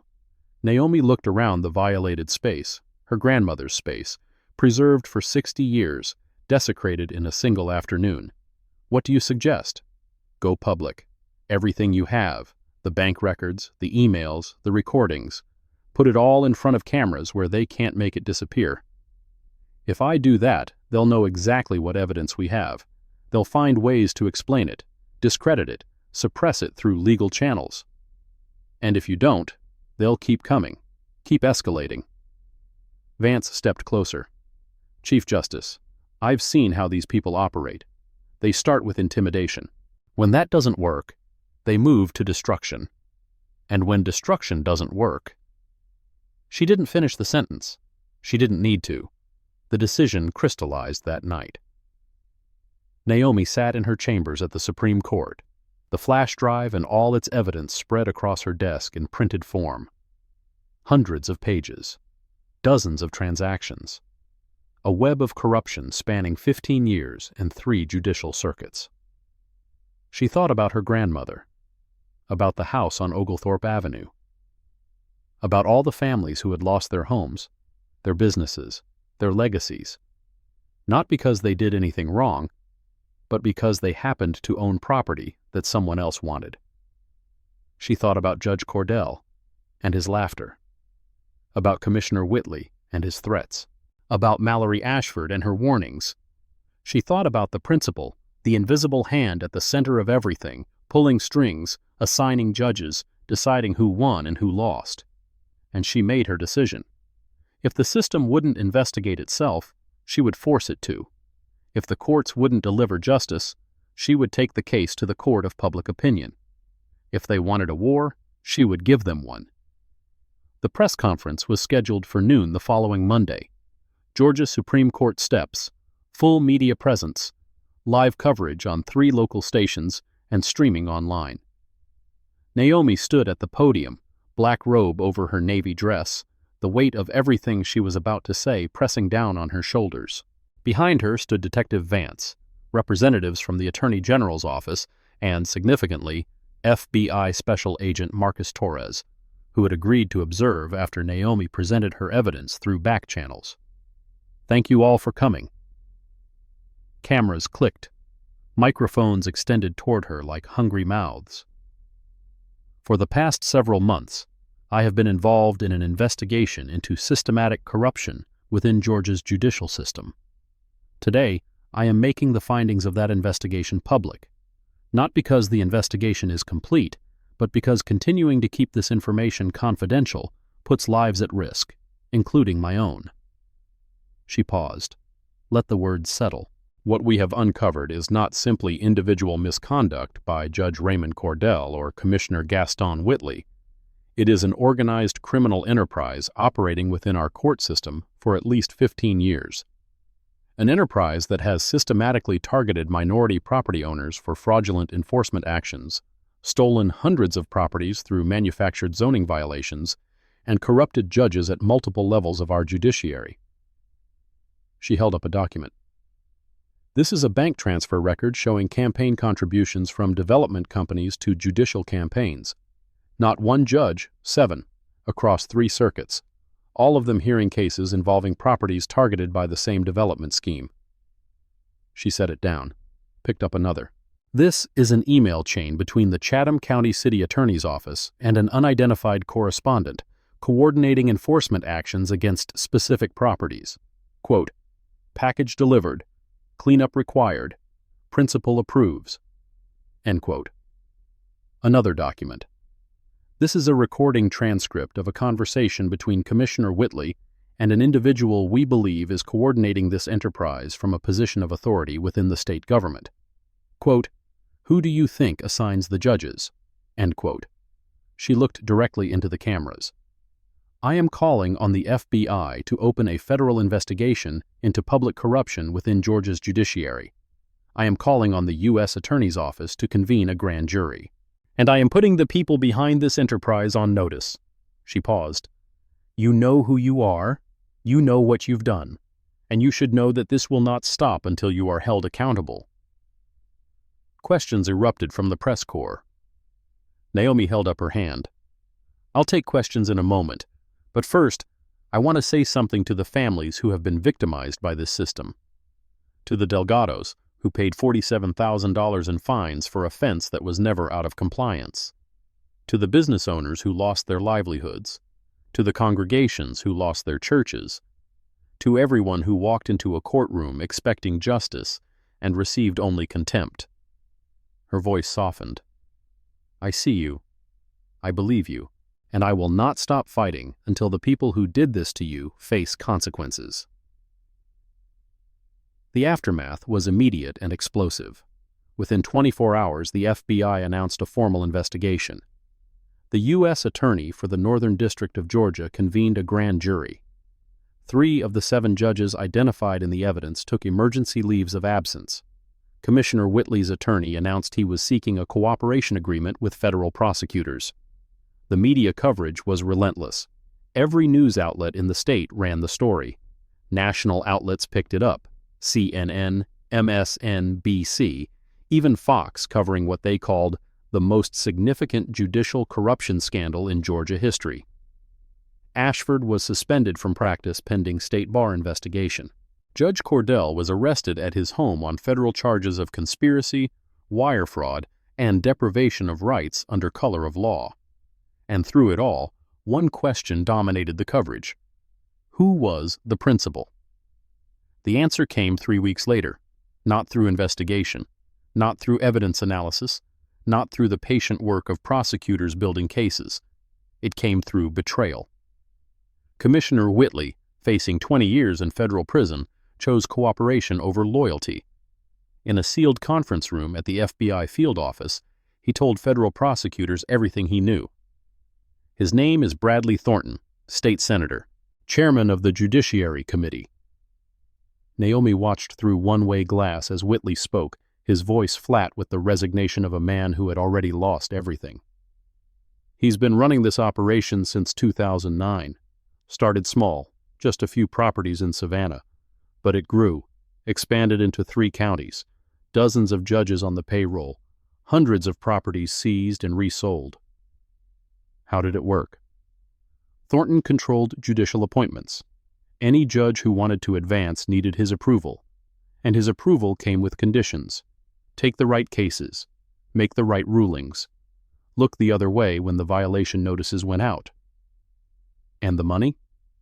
Flowed through the development companies, all of them shell corporations controlled by Thornton's family trust. The judges got campaign contributions. The commissioners got consulting fees. Everyone got paid. Everyone stayed quiet. What about the victims? Whitley's face flickered, something that might have been shame, quickly suppressed. Collateral damage. That's what Thornton called them.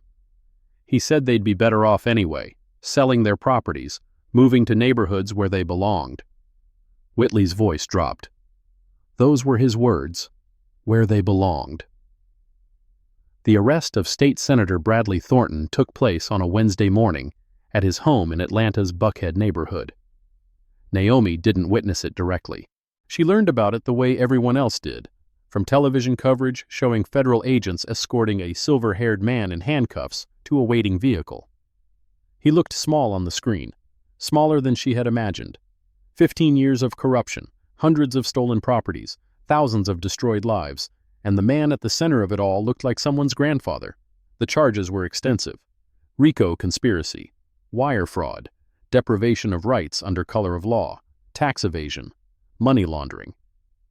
If convicted on all counts, he faced life in prison.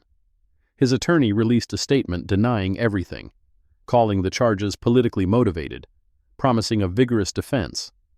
The trial would take months to organize, years to complete. Appeals would follow. The system would grind forward at its own pace, indifferent to anyone's desire for swift justice. But the arrest mattered. It mattered because it proved that even the most powerful people could face consequences. It mattered because it gave hope to everyone who had been told their cases were hopeless, their voices irrelevant, their losses just the cost of progress.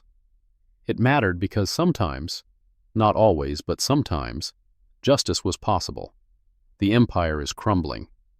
But empires don't fall quietly. Stay until the end. The final twist changes everything. The weeks that followed were filled with proceedings, hearings, depositions. Naomi testified before the grand jury about her experience in Cordell's courtroom. She provided evidence, answered questions, watched as the case built, piece by piece, towards something that might finally resemble accountability. She also dealt with the fallout within the court system. 3 judges resigned. 2 more were removed by the Judicial Qualifications Commission. Cordell's seat remained empty, pending appointment of a replacement. The development companies were placed under federal receivership, their assets frozen, their properties, including all those acquired through fraudulent enforcement, subject to review for potential return to original owners. It wasn't enough. Would never be enough for the families who had lost years, lost savings, lost homes that couldn't simply be given back. But it was something. Detective Vance called it the most significant judicial accountability action in state history. The Attorney General called it a model for rooting out public corruption. The media called it the triumph of one woman against a corrupt system. Naomi called it what it was: incomplete. The anonymous source never contacted her again. Whoever had provided the flash drive, the documents and recordings that had broken the case open, remained unknown. Naomi searched for clues in the evidence itself, looking for any hint of origin. Found nothing. A ghost. A functionary who had seen too much and decided to act. Someone who had risked everything to expose the truth and then vanished back into anonymity. She hoped they were safe, hoped their sacrifice had been worth it. But she would probably never know. 6 months after Thornton's arrest, the first trial concluded. Judge Raymond Cordell was convicted on all counts: conspiracy, fraud, deprivation of rights. The evidence, including Silas Whitmore's recordings, which a federal judge ruled admissible under different standards than the state court had applied, was overwhelming. He was sentenced to 15 years in federal prison. At the sentencing hearing, Naomi sat in the gallery and watched the man who had laughed at her in his courtroom stand in defendant's clothes, facing a judge who would decide his fate. "Do you have anything to say before sentencing, Mr. Cordell?" Cordell stood silent for a long moment. Then he turned, not toward the judge, but toward the gallery, toward Naomi. "I underestimated you." His voice was hoarse, defeated. "We all did." The judge's gavel cracked. 15 years. This court is adjourned. Cordell was led away in handcuffs. Naomi watched him go. She felt no satisfaction, no triumph, only the weight of everything that had happened and everything that remained undone. Commissioner Whitley received 8 years in exchange for his cooperation.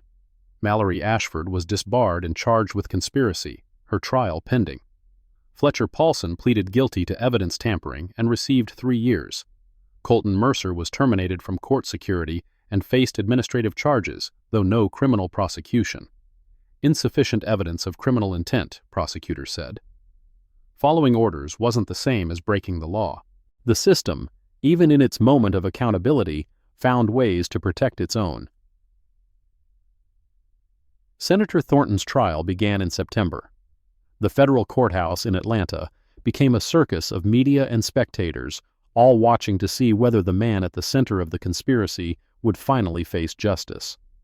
The prosecution's case was strong. Bank records, emails, Whitley's testimony, the testimony of 3 other cooperating witnesses who had accepted plea deals rather than face trial. The defense argued entrapment, prosecutorial overreach, political motivation. They painted Thornton as a victim, a dedicated public servant targeted by enemies who wanted to destroy his career. The jury deliberated for 6 days. Guilty, on all counts. Thornton stood motionless as the verdict was read. His attorney whispered in his ear, already planning the appeal. Sentencing would come later. Months of motions and arguments and procedural maneuvering. But the verdict stood. The principal had fallen. Naomi received the news in her chambers, watching coverage on a small television she kept for moments like this. Detective Vance called within minutes. "We did it. The jury did it. The prosecutors did it. The witnesses who came forward did it. You did it, Chief Justice. None of this would have happened without you." Naomi thought about her grandmother's house, about the violation notice that had started everything, about the simple desire to protect something that mattered.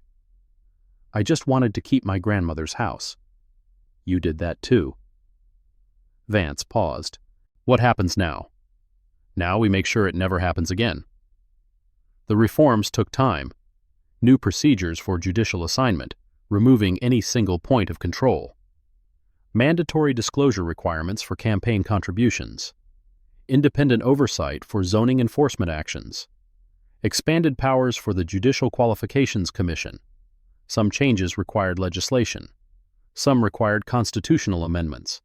Some required nothing more than the will to implement policies that should have existed all along. Naomi championed all of them. Testified before legislative committees. Met with governors and attorneys general. Used every ounce of authority her position carried to reshape the system that had failed so many for so long. Not all the reforms passed. Politics intervened, as politics always did. Interests aligned against change, as interests always did. But some passed. Enough to matter. Enough to make a difference. 1 year after the zoning hearing in Chatham County, Naomi returned to Savannah. She drove down Oglethorpe Avenue, past the houses that had survived, past the empty lots where houses had once stood before the system consumed them. She parked in front of 1847. The house looked the same, wood siding weathered to silver gray, porch steps worn smooth, Spanish moss in the live oak that her grandmother had planted as a sapling. She had kept it. Through everything, the investigations, the trials, the threats, the break-in, she had kept the house. Not because of its monetary value, not because of strategic calculation, because some things were worth protecting simply because they mattered. She walked up the steps. The third one creaked, as it always had. Inside, she made a cup of tea and sat in her grandmother's chair by the window, watching the street as evening fell.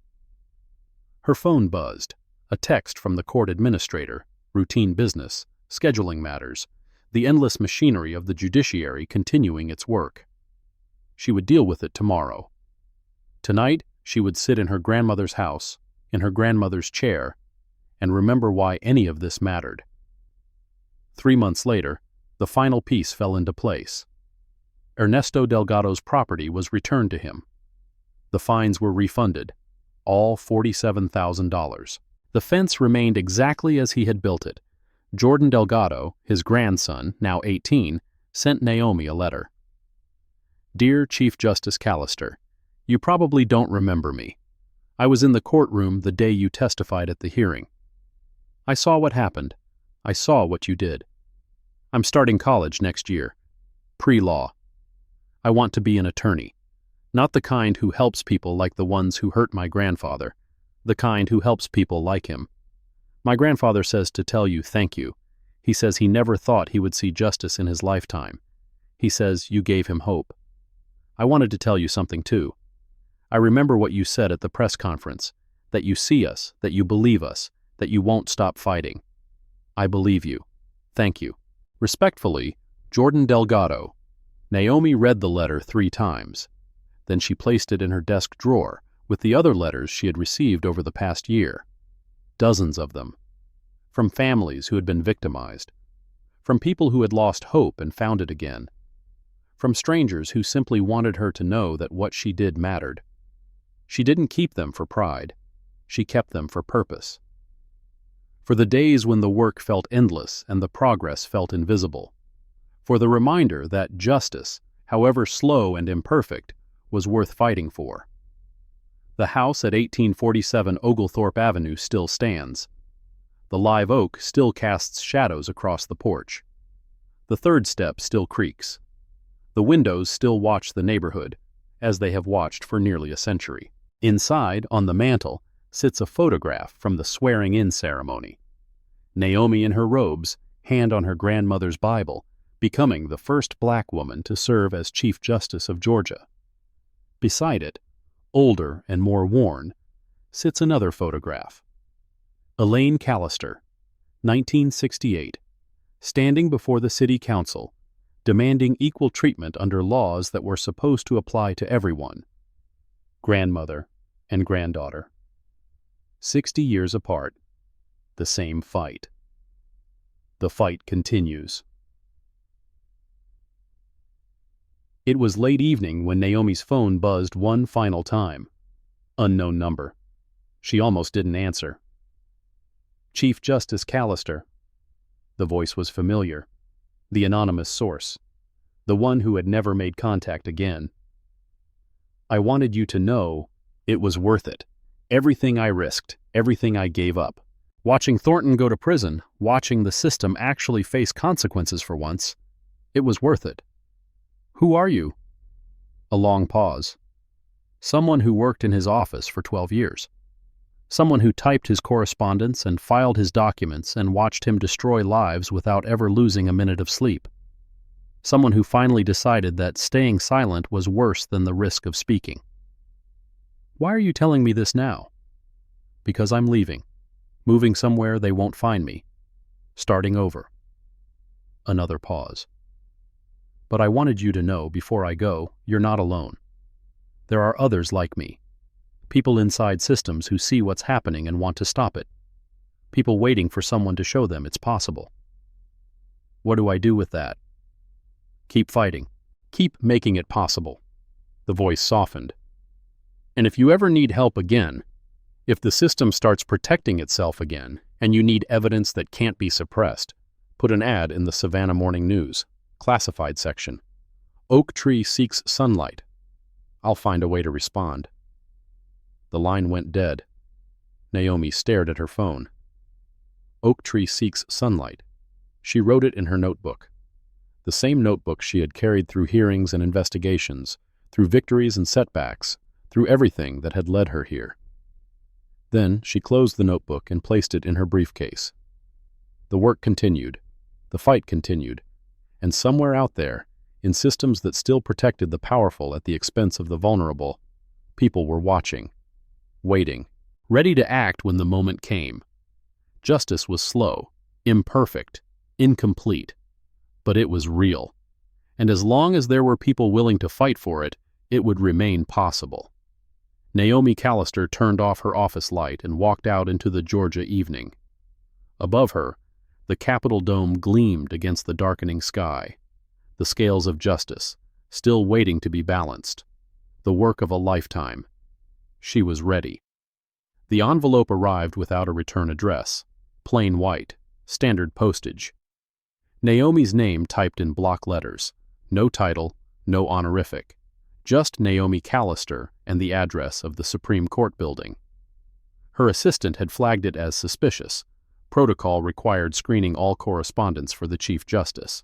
But the envelope contained nothing dangerous, just a single photograph and a handwritten note on unlined paper. The photograph showed a woman Naomi didn't recognize. Black, mid-30s, professional attire, standing outside what appeared to be a federal building, briefcase in hand, caught mid-stride by a camera she clearly hadn't noticed. The note contained 3 lines. Ask about Marianne Holloway. Ask what happened in 2011. Ask why no one investigated. Naomi studied the photograph for a long moment. Then she picked up her phone and called Detective Vance. Marianne Holloway was an assistant U.S. attorney in the Northern District, Civil Rights Division. Vance had arrived within the hour, files already compiled. She spread them across Naomi's desk, personnel records, news clippings, a single police report. In 2011, she was leading an investigation into discriminatory lending practices by 3 major banks operating in Georgia. Predatory mortgages targeting minority homeowners. Sound familiar? Naomi looked at the files. What happened to the investigation? Closed. Insufficient evidence, according to the official record. Vance pulled out a newspaper clipping dated November 2011. 2 weeks after the investigation was shut down, Holloway resigned from the Justice Department. No explanation, no forwarding address. She essentially vanished. Vanished how? Left her apartment in Atlanta, left her car at the airport, bought a one-way ticket to Mexico City and never came back. Vance paused. At least that's the official story. You don't believe it? I believe she was scared enough to run. Vance pulled out another document, a resignation letter, brief and formal. But here's what's interesting. 3 months before she resigned, Holloway filed an internal complaint alleging obstruction of her investigation. She named a specific individual she believed was interfering with witness cooperation and evidence collection. Who? Vance met her eyes. Bradley Thornton, then a state representative, not yet a senator, but already connected to the same development companies we've been tracking. Naomi sat back in her chair. The conspiracy she had exposed wasn't new. It had roots going back more than a decade, and someone had tried to stop it before, had tried and failed and disappeared. Where is Holloway now? That's what I've been trying to find out. The Mexico City trail goes cold. No passport activity after 2012. No tax records. No employment history. Vance gathered the files. Either she's very good at hiding or... She didn't finish the sentence. Find her. Naomi's voice was quiet but firm. Whatever it takes. Find her. The conspiracy didn't start with Cordell. It didn't start with Thornton. Someone sent this photograph for a reason, and finding Marianne Holloway might be the key to understanding what we're really dealing with. Stay with me. The search for Marianne Holloway consumed the next 3 weeks. Vance worked through official channels, FBI databases, Interpol requests, diplomatic inquiries through the State Department. All came back empty. Marianne Holloway had ceased to exist as a documented person in late 2012. But people don't simply vanish. They leave traces, financial transactions, medical records, social connections. Someone, somewhere, knew where she had gone.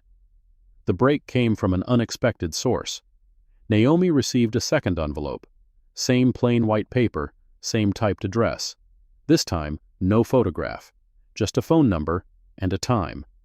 3 p.m. She'll answer. Naomi stared at the note. The anonymous source. Still watching, still helping. At 3 o'clock exactly, she dialed the number. It rang 4 times. I wondered when you'd call. The voice was female, tired, wary, but alive. Ms. Holloway? A long pause. I haven't used that name in 13 years. How did you find me? Someone wanted me to find you. Someone who knows what happened in 2011. Another pause. Naomi could hear breathing, measured, deliberate, the breathing of someone deciding whether to trust. Are you recording this? No. Can you prove that? No. But I can tell you that I'm the Chief Justice of Georgia, that I just helped put Bradley Thornton in prison, and that I received a photograph of you outside a federal building with a note telling me to ask what happened to your investigation. Silence. Then, unexpectedly, a laugh, short, bitter. Thornton's in prison. I never thought I'd hear those words. The voice hardened. But he's not the top of the food chain, Chief Justice. He never was. Then who is? That's what I was trying to find out in 2011. Before they shut me down. Before they made it very clear what would happen if I kept digging. What did happen? My witnesses disappeared. Not died. Disappeared. Families I was working with, people who had agreed to testify about predatory lending practices. One by one, they stopped returning calls, moved away, changed their stories. Holloway's voice tightened. And then the threats started. What kind of threats? The subtle kind at first. My apartment was broken into, but nothing was taken, just moved. Photographs rearranged. Clothes shifted in my closet. They wanted me to know they could reach me whenever they wanted. She paused. Then the threats got less subtle. A car followed me for a week. Someone sent flowers to my mother's nursing home with a card that said, "Thinking of you." My mother had never told anyone where she was staying. Naomi thought of her own grandmother's house. The violated space. The message sent through intrusion. Why didn't you go to your superiors? I did. My complaint named Thornton, but it also named the person I believed was giving him cover. Someone inside the Justice Department. Someone with the authority to access witness information and share it with people who had no business knowing. Who? Holloway was quiet for a long moment. I couldn't prove it. Couldn't trace the leak directly to his office. But I knew that the information flow was coming from somewhere high up. Someone who could see my witness list, my investigation timeline, my evidence inventory. Give me a name. I'll give you something better. I'll give you the file I compiled before I left. Everything I found, everything I suspected, everything that made them decide I was too dangerous to keep around. Holloway's voice dropped. But you have to understand something, Chief Justice. The people I was investigating, they don't lose. They've never lost. And they don't forgive. They lost when Thornton went to prison. Did they? The bitterness in her voice was sharp. Thornton was useful to them, but he was never essential. He was a tool, Chief Justice, a very effective tool, but replaceable. She paused.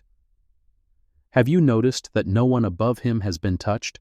That all the arrests, all the convictions, all the headlines, they've never reached anyone at the federal level?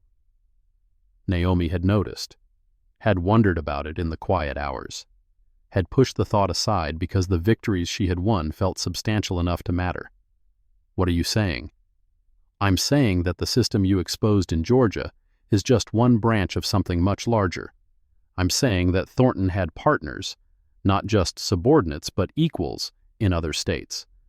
I'm saying that the people who really run this operation watched you bring down their Georgia chapter, and they're already rebuilding elsewhere. How do you know this? Because I've been watching them for 13 years, from a distance, through intermediaries, waiting for someone to finally do what I couldn't, put a crack in the wall. Holloway's voice softened slightly. "You did that, Chief Justice. You actually did it. But the wall is still standing, and if you want to bring it down completely, you're going to need everything I have." "Where do I find it?" "I'll send you coordinates. A storage facility in Tennessee. The file is there. Paper copies, digital backups, everything I saved before I ran." A pause. "But Chief Justice, be careful who you trust with this. The leak in 2011 came from inside the Justice Department. 13 years is a long time, but people like that don't retire. They get promoted." The line went dead. Naomi sat in the silence of her chambers, phone still pressed to her ear, processing what she had just learned. The conspiracy was bigger than Georgia, bigger than Thornton, and somewhere at the federal level, someone was still protecting it. The coordinates led to a storage facility outside Nashville. Naomi made the drive herself, 5 hours through Georgia countryside, past small towns and farmland, and the kind of America that rarely made national news. She told no one where she was going, left her official phone in her chambers, traveled as a private citizen, anonymous and untracked. The facility was the kind of place people used to store furniture and old photographs, not evidence of federal corruption. Rows of identical units, each with a rolling door and a padlock. Unit 247. The lock was old but functional. Inside, the unit contained a single filing cabinet and 3 sealed boxes. Naomi opened the first box. Files. Dozens of them. Bank records, property transfers, witness statements. The documentation of Marianne Holloway's 2011 investigation, everything she had compiled before she ran. The second box contained photographs. Surveillance images, taken over years. Bradley Thornton meeting with men Naomi didn't recognize.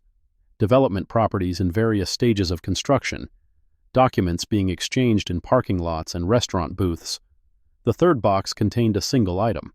A laptop, old model, probably 10 years outdated. A note taped to the lid read, "Password is the address of your grandmother's house. Holloway." Naomi entered the address. The laptop hummed to life. The desktop contained a single folder labeled Connections. Inside were hundreds of files, spreadsheets tracking money flows between states, organizational charts showing relationships between development companies, political action committees, and elected officials. A database of properties targeted for fraudulent enforcement, not just in Georgia, but in Florida, Alabama, Tennessee, South Carolina. 5 states. Hundreds of properties. Millions of dollars. And at the center of the organizational chart, a single name with a question mark beside it. The architect. Not the principal. Someone above even that. Someone who had built this system from the ground up and watched it operate for nearly 2 decades. Naomi spent 3 days in a Nashville hotel room reviewing every file on the laptop. The pattern was unmistakable once she knew what to look for. In each state, the operation followed the same blueprint. Local officials were compromised through campaign contributions. Judges were assigned to specific cases through manipulation of court systems.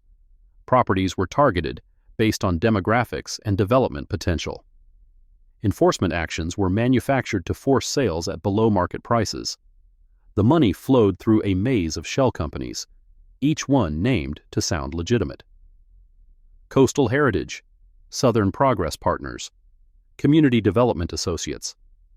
All of them ultimately controlled by the same network of investors, and all of them connected to a single law firm, Mercer, Drake and Associates, based in Washington, D.C. Naomi had never heard of the firm, but according to Holloway's files, it had represented development interests in all 5 states, had provided legal cover for property transfers, had employed attorneys who later became federal prosecutors, federal judges, congressional staffers. The revolving door between Mercer Drake and the federal government was systematic, deliberate, designed to ensure that the firm's clients would always have friends in positions of power. Naomi found one name that appeared more frequently than any other: Harrison Mercer III, senior partner, Georgetown law graduate, 1987, former DOJ prosecutor, former congressional counsel. current chairman of the firm's real estate practice group. The photograph in his firm bio showed a man in his 60s, silver-haired, patrician features, the kind of face that belonged in a portrait hanging in a private club. He had never been investigated, never been charged, never been publicly connected to any of the corruption Naomi had exposed. But his fingerprints were everywhere. On documents authorizing shell company formations, on legal opinions blessing property transfers, on advisory letters to development companies outlining compliance strategies that were really instructions for evading scrutiny. Harrison Mercer III, the architect. The man at the top has never been touched, never been questioned, never faced consequences. Until now. What happens next will determine whether any of this was worth it. Naomi returned to Georgia with everything she had found. She didn't go through official channels, didn't file reports, didn't brief the FBI or the U.S. attorney or anyone else who might be compromised. Instead, she called the one person she trusted completely. Detective Vance arrived at the grandmother's house that evening. "This is bigger than I thought." Naomi spread the files across the kitchen table. "Bigger than Georgia, bigger than Thornton. This is a national operation, and it's been running for almost 20 years. Vance studied the documents, her expression growing darker with each page. Mercer Drake. I've heard that name. They represented 2 of the development companies we investigated, but their involvement was always tangential.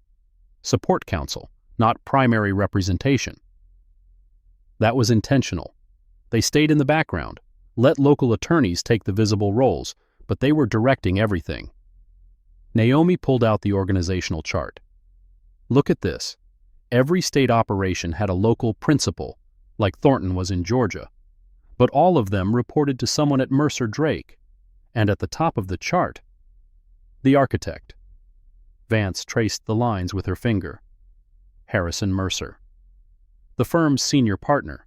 He built this system, and he's still running it. Can we prove that? Legally? Naomi was silent for a moment.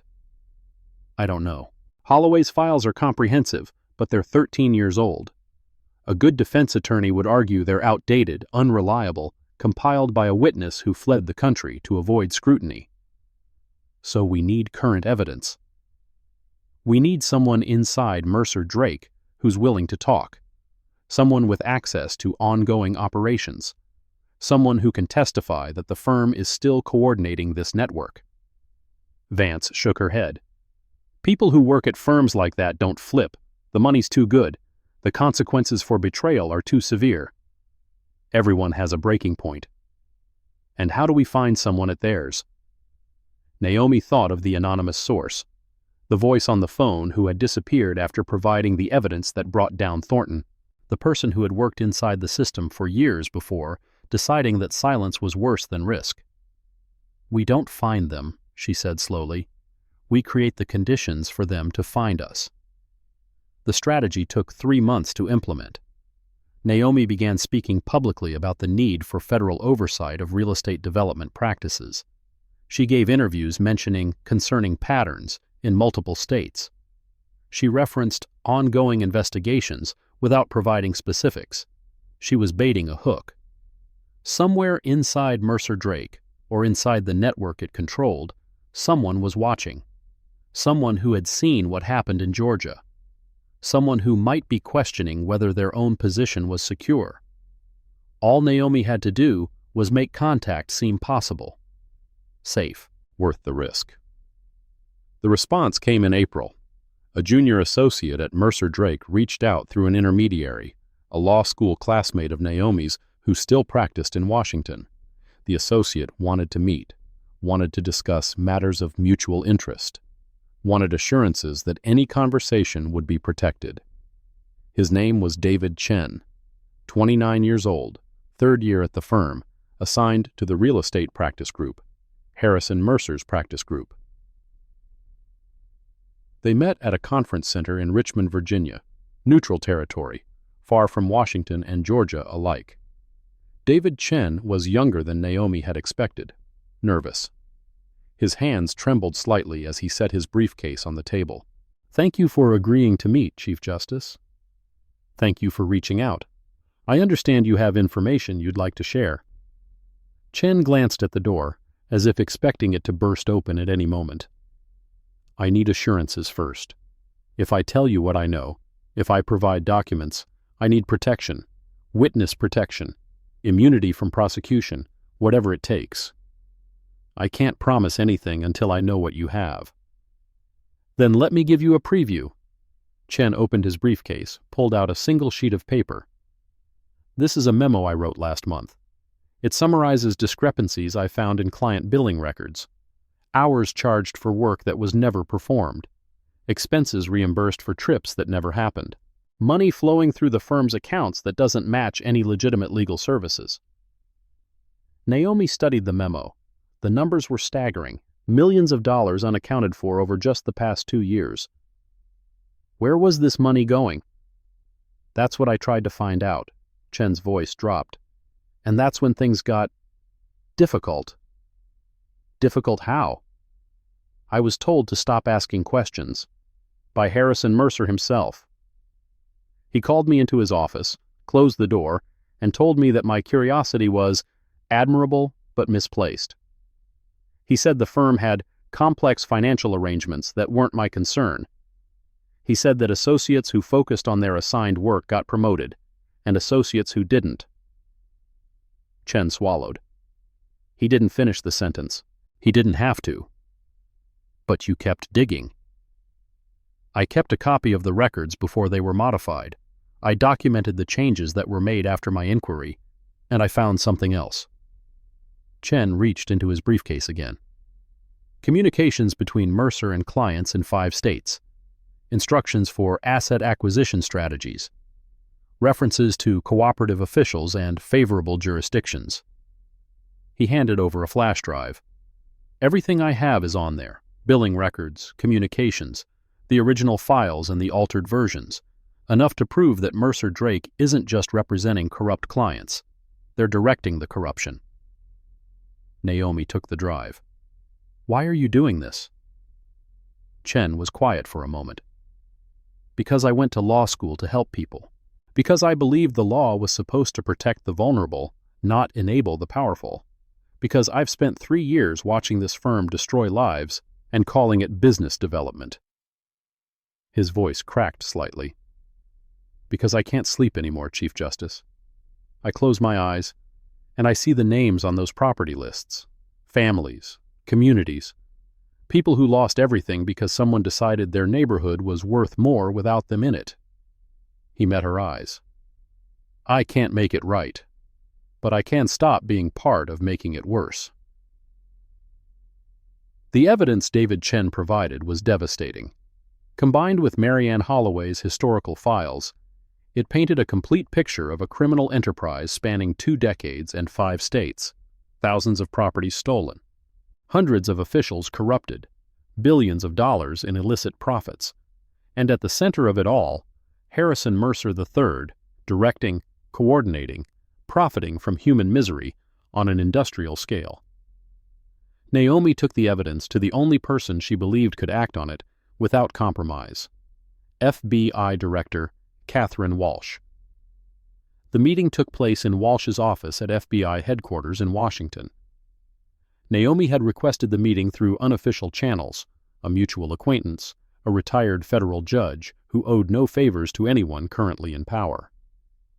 Walsh was a career prosecutor before her appointment, known for independence, for integrity, for an unwillingness to bend to political pressure. If anyone at the federal level could be trusted, it was her. Chief Justice Callister, this is unexpected. Walsh gestured to a chair. When Judge Morrison said you needed to see me urgently and privately, I have to admit I was curious. Director Walsh, what I'm about to share with you could end my career. It could end yours. It implicates people at the highest levels of our legal system. Naomi set her briefcase on the desk. I need to know, before I say another word, whether you're willing to act on evidence regardless of where it leads. Walsh studied her for a long moment. Chief Justice, I've spent 30 years in federal law enforcement. I've prosecuted senators, governors, CEOs, and cabinet officials. I've never let political considerations affect my judgment, and I don't intend to start now. She leaned forward. Show me what you have. Naomi opened the briefcase. For the next 3 hours, she walked Walsh through everything.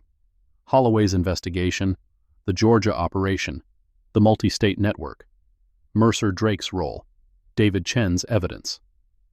Walsh listened without interruption, making notes, occasionally asking clarifying questions. When Naomi finished, the director sat in silence for a full minute. This is extensive. Walsh's voice was careful. If even half of this is accurate, we're looking at one of the largest public corruption cases in American history. It's accurate. I've verified every source, cross-referenced every document. And you believe Harrison Mercer is the central figure? I believe he built this system and has been running it for nearly 20 years. I believe he has connections inside the Justice Department that allowed him to shut down Marianne Holloway's investigation in 2011. And I believe he's still operating, still corrupting officials, still stealing properties from vulnerable communities. Walsh stood, walked to her window, looked out at the Washington skyline. Do you know why I took this job, Chief Justice? Because I believed the FBI could still be a force for justice in this country, that despite everything, the politics, the scandals, the disappointments, the institution itself was worth preserving. She turned back. What you're describing threatens to undermine that belief. If Mercer has people inside the Justice Department, inside the federal judiciary, inside this building, then the ROT goes deeper than any investigation can reach. That's why I came to you directly, because I needed to know if there's anyone left at the federal level who can be trusted. Walsh returned to her desk. I'm going to do something I've never done before. I'm going to open an investigation off-book. No official paperwork, no standard channels. A small team of agents I've personally vetted, reporting directly to me. Can you do that? Probably not within the letter of DOJ regulations, but regulations were written assuming a system that wasn't compromised from within. Walsh met her eyes. I'll take the risk. The question is whether you will. What do you need from me? Your continued discretion, your cooperation if we need witnesses from the Georgia cases, and your patience. Walsh's expression hardened. This investigation will take time, years possibly. Mercer has had decades to build his defenses. Taking him down cleanly, in a way that survives legal challenge, won't happen quickly. I understand. Do you? Because there will be pressure to go public too soon, to announce arrests before the case is solid, to claim victories that later collapse on appeal. Walsh shook her head. I won't do that. When we move against Harrison Mercer, it will be with evidence so overwhelming that no lawyer, no judge, no political connection can save him.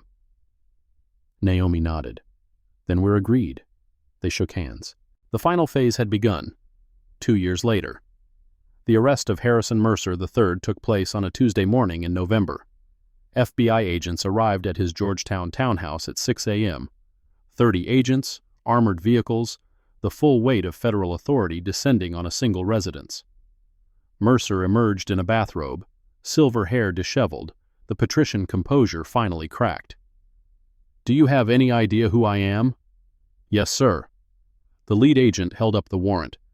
You're under arrest for RICO conspiracy, wire fraud, money laundering, obstruction of justice, and deprivation of rights under color of law. You have the right to remain silent. The words continued, but Mercer had stopped listening. He was staring past the agents, at the news cameras that had somehow, mysteriously, been tipped off about the raid. His face would be on every screen in America within the hour. Naomi watched the coverage from her chambers in Georgia. 23 indictments across 5 states, 14 current or former public officials, 7 attorneys from Mercer Drake, and at the center, Harrison Mercer III. Finally, after 2 decades, facing consequences. Her phone buzzed. Director Walsh. We got him. I saw. Couldn't have done it without you, Chief Justice, without everything you started in Georgia. I had help, a lot of help. Marianne Holloway has agreed to testify. David Chen is in witness protection. And we've flipped 3 more associates from the firm who are providing corroboration. What about the others, the ones in other states? Dominoes are falling. Tennessee charged 4 officials yesterday. Florida's Attorney General is convening a grand jury. Alabama and South Carolina are coordinating with our regional offices. Naomi closed her eyes. 20 years, thousands of victims, billions of dollars stolen. And finally, the people responsible were facing justice. "It's not over," Walsh said, as if reading her thoughts. "Mercer has resources. The best lawyers money can buy. He'll fight every charge, exploit every procedural technicality, drag this out as long as possible." "I know. Could take 5 years before we see a final verdict." "I know. Are you prepared for that?" Naomi thought of her grandmother's house, of the violation notice that had started everything, of Ernesto Delgado and his fence, of Jordan Delgado and his letter, of all the families who had lost everything and the few who had managed to get something back. "I've been prepared my whole life, Director." The trials lasted 4 years. Harrison Mercer III was convicted on all counts in federal court, sentenced to 45 years in prison.